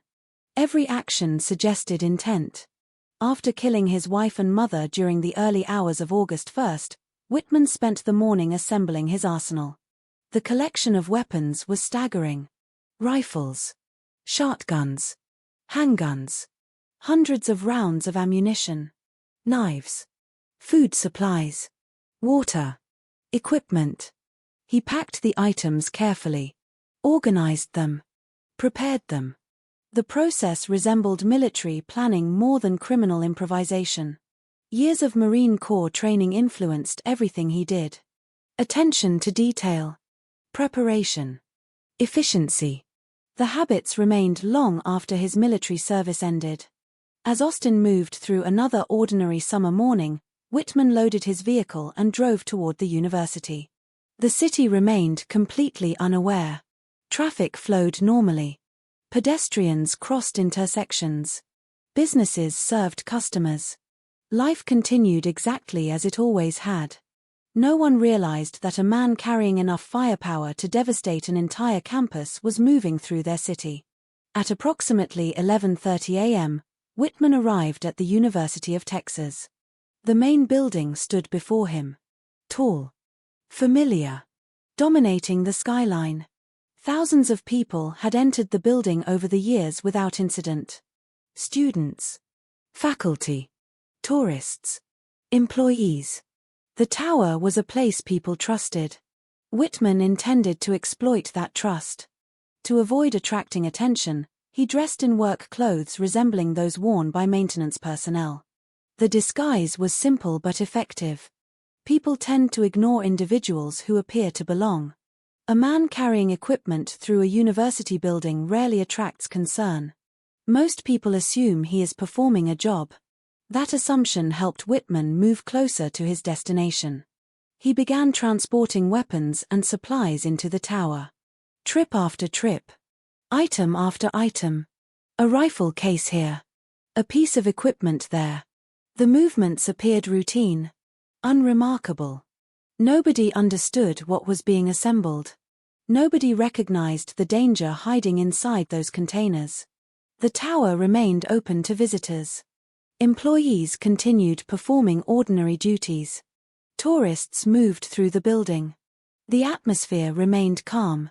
For a few more minutes. Then Whitman entered the elevator. The ride upward was uneventful.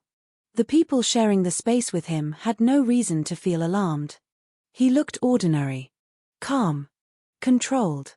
Nothing about his appearance reflected the violence already committed that morning.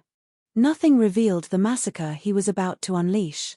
When the elevator reached the upper levels, Whitman stepped out carrying portions of his equipment. He was now close to the observation deck. Close to the place where he intended to make history. Close to the point of no return. One of the people working inside the tower that day was Edna Townsley. A receptionist. A university employee. A woman simply doing her job. She had no connection to Whitman. No role in his plans. No reason to fear him. Yet she became one of his earliest victims. As Whitman moved through the tower, he encountered her. The violence was swift. Brutal. Personal. Unlike the distant rifle shots that would soon terrorize the campus below, this attack occurred face to face. The killer and victim occupied the same space. When it was over, Edna Townsley lay mortally wounded. The tower had already become a crime scene. But almost no one knew. Elsewhere within the building, other visitors remained unaware of the danger approaching them. Families explored the tower. Tourists admired the view. People moved through stairwells and hallways expecting an enjoyable afternoon. Instead, they encountered a heavily armed killer. One group included visitors making their way toward the observation area. The encounter lasted only moments. The consequences lasted forever. Gunfire erupted. The confined spaces amplified the noise. The explosions echoed through stairwells and corridors. Several people were struck. Some died where they fell. Others suffered devastating injuries. The attack had entered a new phase. Whitman was eliminating anyone who might interfere with his plans. Anyone who happened to be in his path. The observation deck awaited above. By now, the tower contained multiple victims. Yet confusion delayed recognition of the danger. People hearing isolated sounds struggled to interpret them correctly. A dropped object. Construction work. Maintenance activity. Gunfire was not the first explanation that entered their minds. Mass shootings did not occupy public consciousness in 1966 the way they would decades later. People searched for ordinary explanations because ordinary explanations seemed more likely. That brief confusion bought Whitman valuable time. Time he used to complete his preparations. Shortly before noon, he finally emerged onto the observation deck. The moment represented the culmination of everything that had happened that morning. The murders. The planning. The preparation. The journey. The climb. All of it led here. High above Austin. High above the university. High above the people who had no idea they were being watched. The view stretched for miles. Buildings. Roads. Parking lots. Open lawns. Crowded walkways.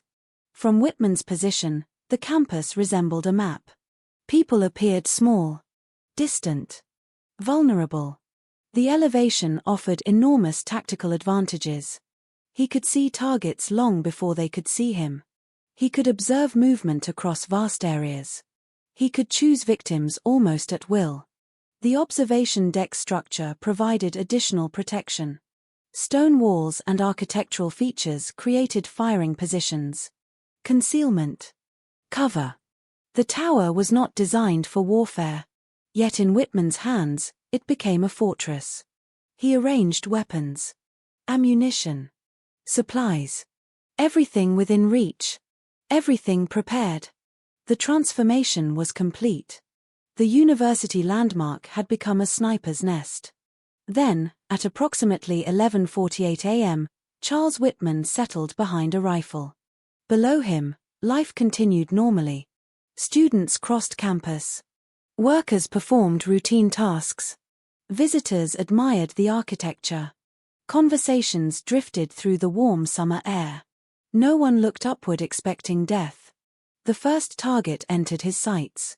A person moving through the ordinary routine of a Monday afternoon. A stranger. Someone who had never met him. Someone who had done nothing wrong. Whitman squeezed the trigger.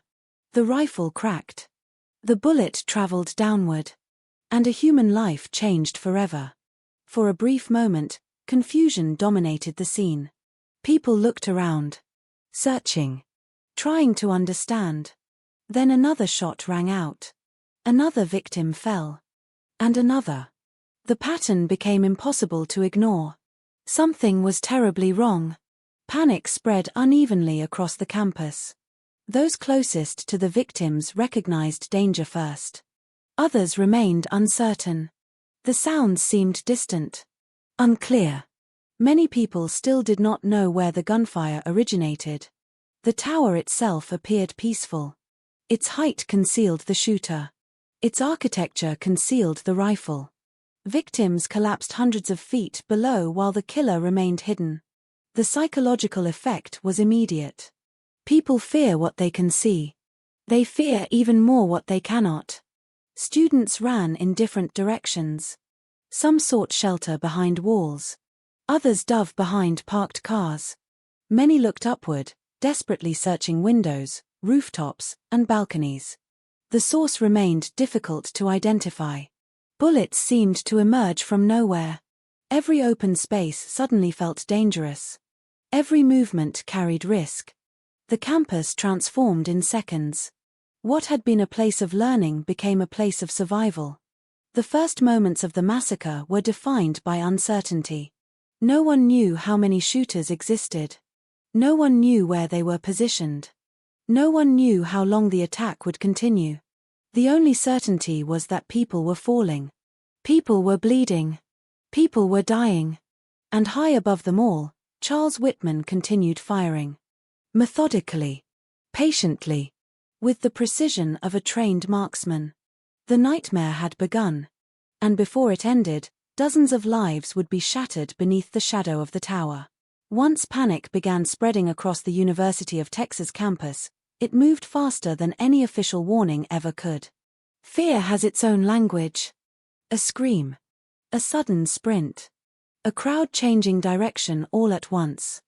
People may not understand what is happening, but they immediately recognize that something is wrong. Within minutes of the first shots, the atmosphere across the campus changed completely. Students who had been laughing moments earlier now pressed themselves against walls. Professors abandoned classrooms. Visitors searched desperately for shelter. The ordinary sounds of university life disappeared beneath confusion and terror. Above them, Charles Whitman remained hidden behind the stone structure of the observation deck. The tower provided more than elevation. It provided protection.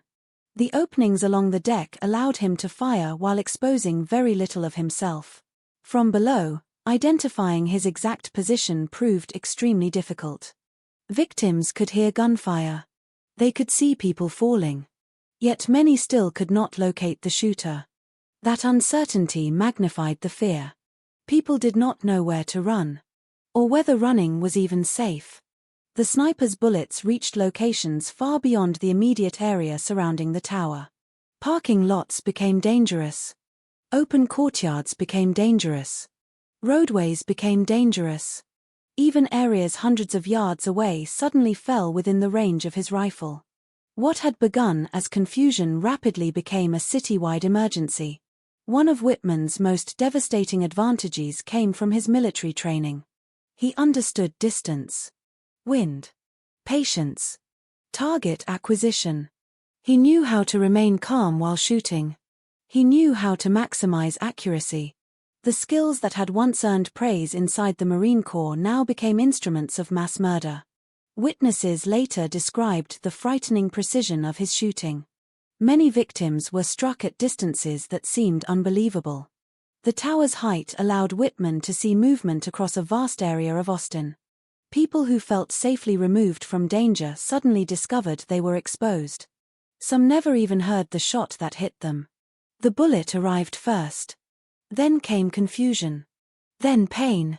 Then the realization that an unseen killer was watching from somewhere above. Among the most tragic moments of the attack involved Claire Wilson and Thomas Ekman. The young couple had been walking together near the tower when Whitman targeted them. One shot. Then another.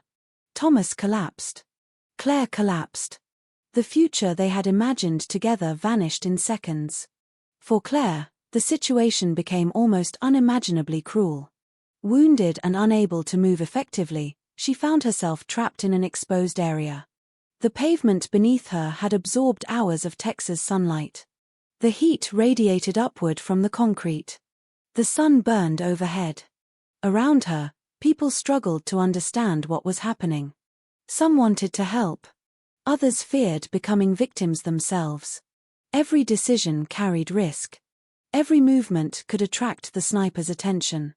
Claire later described feeling isolated despite being surrounded by people. The tower loomed above. The gunfire continued. And somewhere inside her grew the terrible awareness that her unborn child had also been wounded. Not far away, another extraordinary scene unfolded. A young student named John Fox saw Claire lying exposed and helpless. The danger was obvious. The sniper remained active. Anyone moving into the open risked death. Yet Fox decided he could not simply watch. Using parked vehicles and whatever cover he could find, he moved toward Claire. The journey required courage bordering on recklessness. Bullets continued striking nearby surfaces. Every second exposed him to potential gunfire. Still he advanced. Eventually he reached her and attempted to provide comfort. There was little medical aid he could offer. What he could offer was human presence. Reassurance. Compassion. Sometimes those things matter just as much as medical treatment. Especially during moments when death feels close. Elsewhere across campus, similar acts of bravery occurred repeatedly. Construction workers left relative safety to rescue victims. Students sprinted through exposed areas. Drivers maneuvered vehicles to shield wounded strangers. People who had never met risked everything for one another. The stories often sound unbelievable. Why would someone run toward gunfire? Why would someone leave cover when survival seemed uncertain? Yet such actions occurred again and again throughout the attack. Fear existed. But compassion existed too. And for many people, compassion proved stronger. Meanwhile, Whitman continued firing. Methodically. Deliberately. The observation deck had become his personal battlefield. He moved between firing positions. Selected targets. Adjusted weapons. Reloaded. The process lacked the frantic energy often associated with violent outbursts. Instead, witnesses later described something far more disturbing. Control.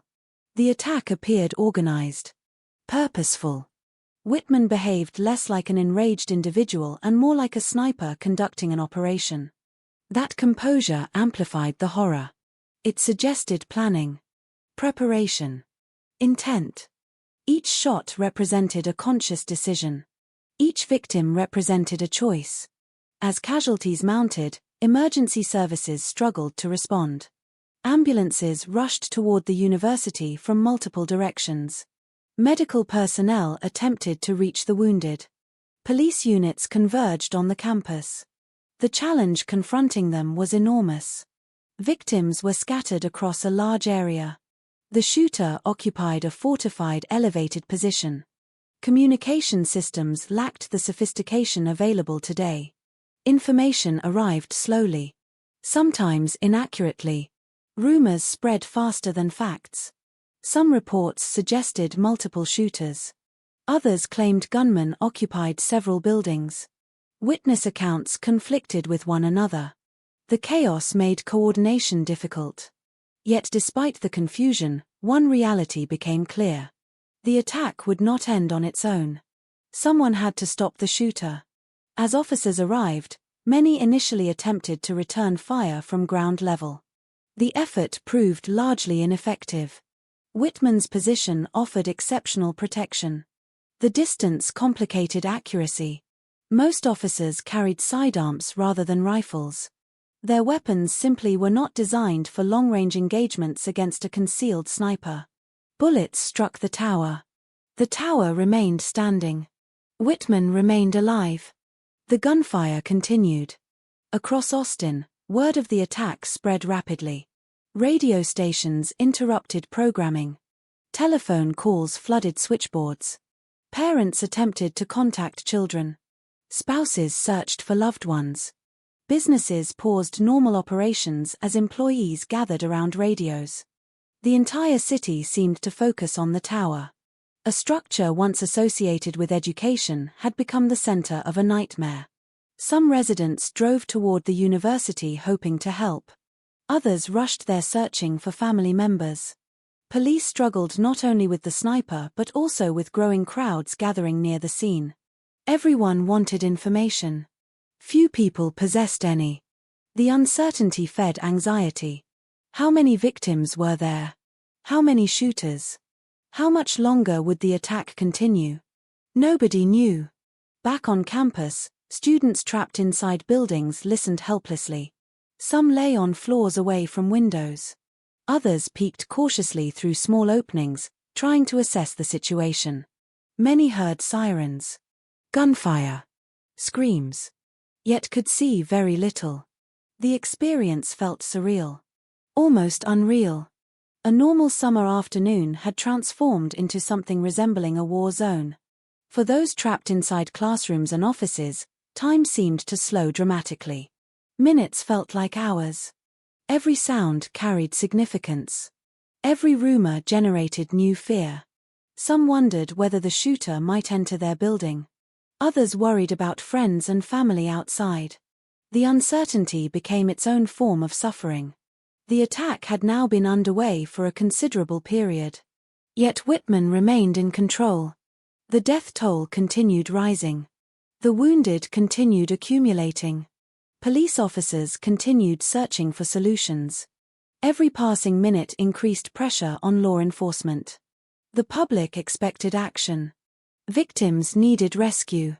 The sniper had to be stopped. Eventually, a realization began forming among officers at the scene. Shooting from the ground was unlikely to end the massacre. The solution would require something more dangerous. Someone would need to go up. Into the tower. Toward the shooter. Toward the source of the nightmare. The decision sounds obvious in hindsight. At the time, it was extraordinarily risky. No one knew exactly where Whitman was positioned. No one knew what weapons awaited above. No one knew whether additional attackers were present. Ascending the tower meant moving directly toward uncertainty. Directly toward danger. Directly toward a man who had already demonstrated a willingness to kill strangers without hesitation. Yet the alternative was unacceptable. Every minute spent waiting created opportunities for more victims. And so, while terrified students remained trapped below and the city watched in horror, a small group of individuals began preparing for a confrontation that would determine how the story ended. The battle for the campus was about to move inside the tower itself. And somewhere above, hidden behind stone walls and rifle sights, Charles Whitman continued searching for his next target. By early afternoon, the University of Texas no longer resembled a university. It resembled a battlefield. The transformation had occurred in less than 2 hours. Sidewalks that normally carried students between classes were now littered with abandoned books, dropped bags, and pools of blood. Emergency vehicles crowded surrounding streets. Sirens echoed continuously across Austin. Police officers shouted instructions. Ambulance crews moved frantically between victims. Everywhere, fear hung over the campus like an invisible fog. And still, the shooting continued. From his position atop the tower, Charles Whitman maintained control over large sections of the university grounds. The observation deck had become a fortress. His height advantage remained overwhelming. His training remained deadly. Every few moments another rifle shot cracked through the hot afternoon air, sending new waves of panic across the campus below.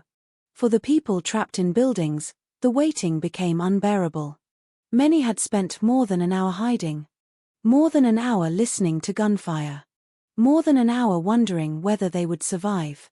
Some lay flat on classroom floors. Others crowded into hallways away from windows. Faculty members attempted to calm students despite feeling terrified themselves. Nobody knew how much longer the nightmare would last. Nobody knew whether help could reach the shooter. And nobody knew how many more people would die before it ended. The emotional strain was immense. Fear affects the body in powerful ways. Heart rates accelerate. Thoughts become fragmented.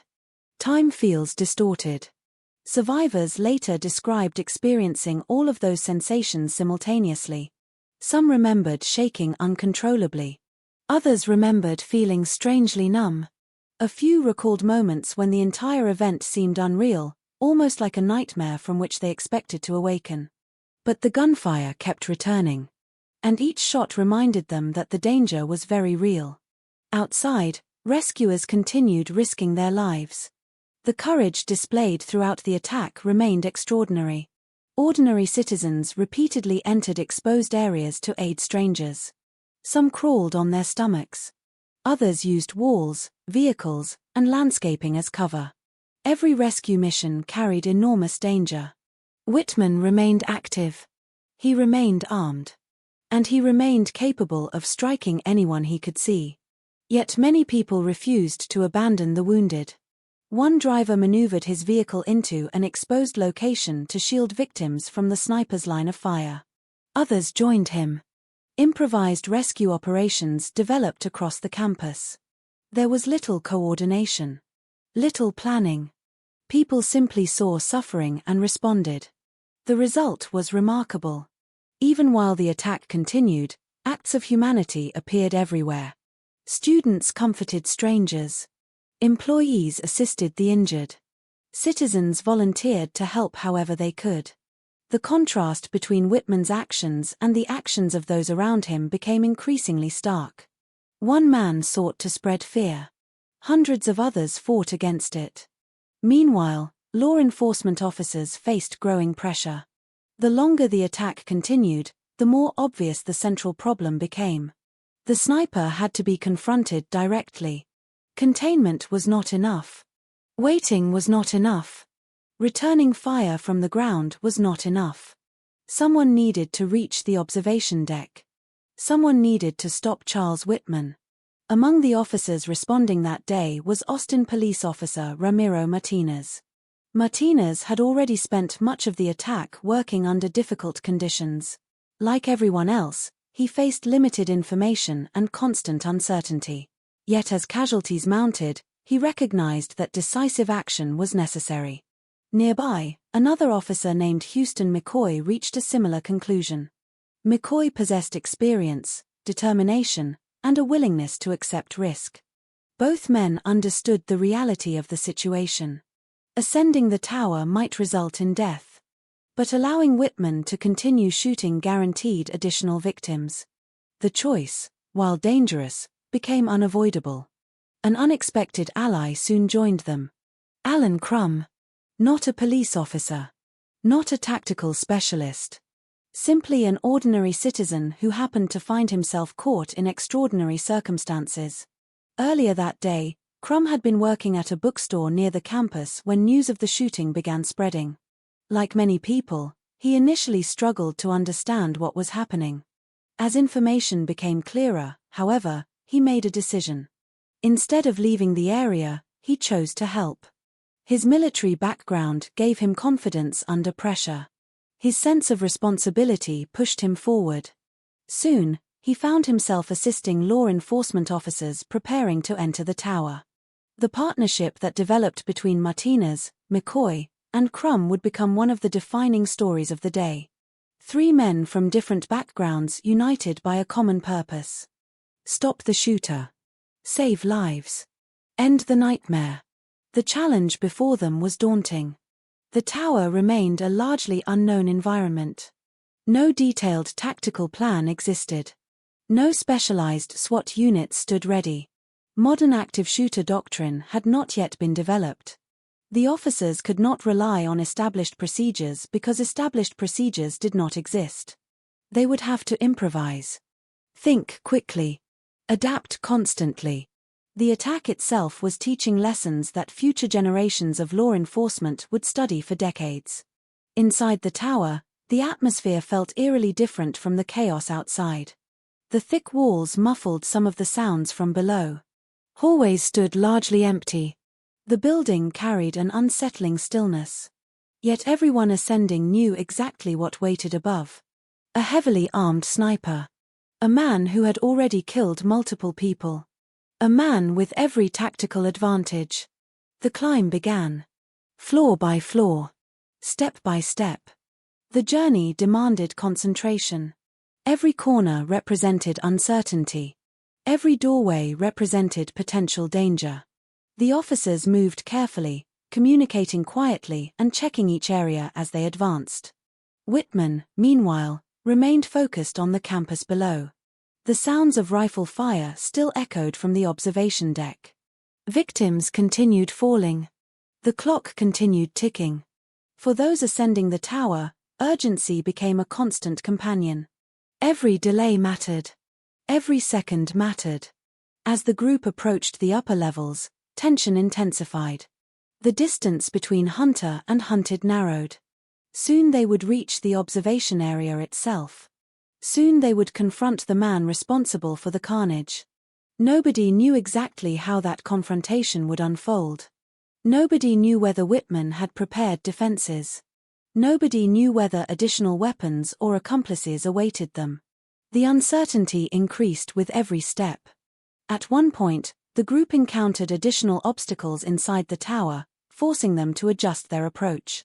The building's layout complicated movement. Narrow passageways limited visibility. Angles restricted sightlines. The environment favored the defender. Whitman occupied the high ground in every sense. Yet Martinez, McCoy, and Crum continued upward. Retreat was no longer an option. Below them, Austin watched. Victims waited. Families prayed. The city desperately needed the shooting to end. As the officers neared the observation deck, the atmosphere became almost unbearable. Every sound seemed amplified. Every movement felt significant. Adrenaline surged. Training took over. Instinct merged with preparation. Somewhere ahead stood Charles Whitman. Armed. Dangerous. Still capable of killing. The final approach had begun. Martinez moved first. Close behind came Crum and McCoy. The distance separating them from the sniper now measured only yards rather than floors. The confrontation that would define the outcome of the massacre was moments away. Outside, people continued hiding. Others continued rescuing victims. Most had no idea that a small team was about to reach the observation deck.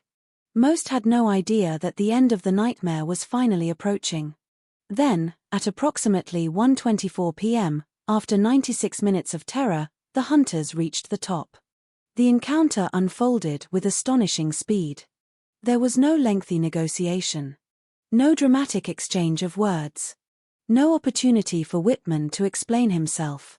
Martinez spotted the sniper and immediately opened fire. The shot struck Whitman. The surprise was complete. Before the gunman could effectively respond, Houston McCoy moved into position and fired as well. The combined assault ended the threat.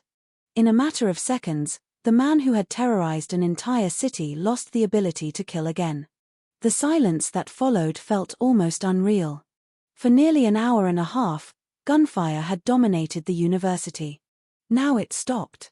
No more shots. No more victims. No more hunting. Charles Whitman lay dead on the observation deck he had transformed into a killing ground. Below, the campus slowly began to realize the shooting was over.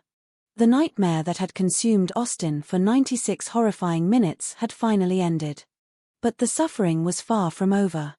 Across the university, victims still required treatment.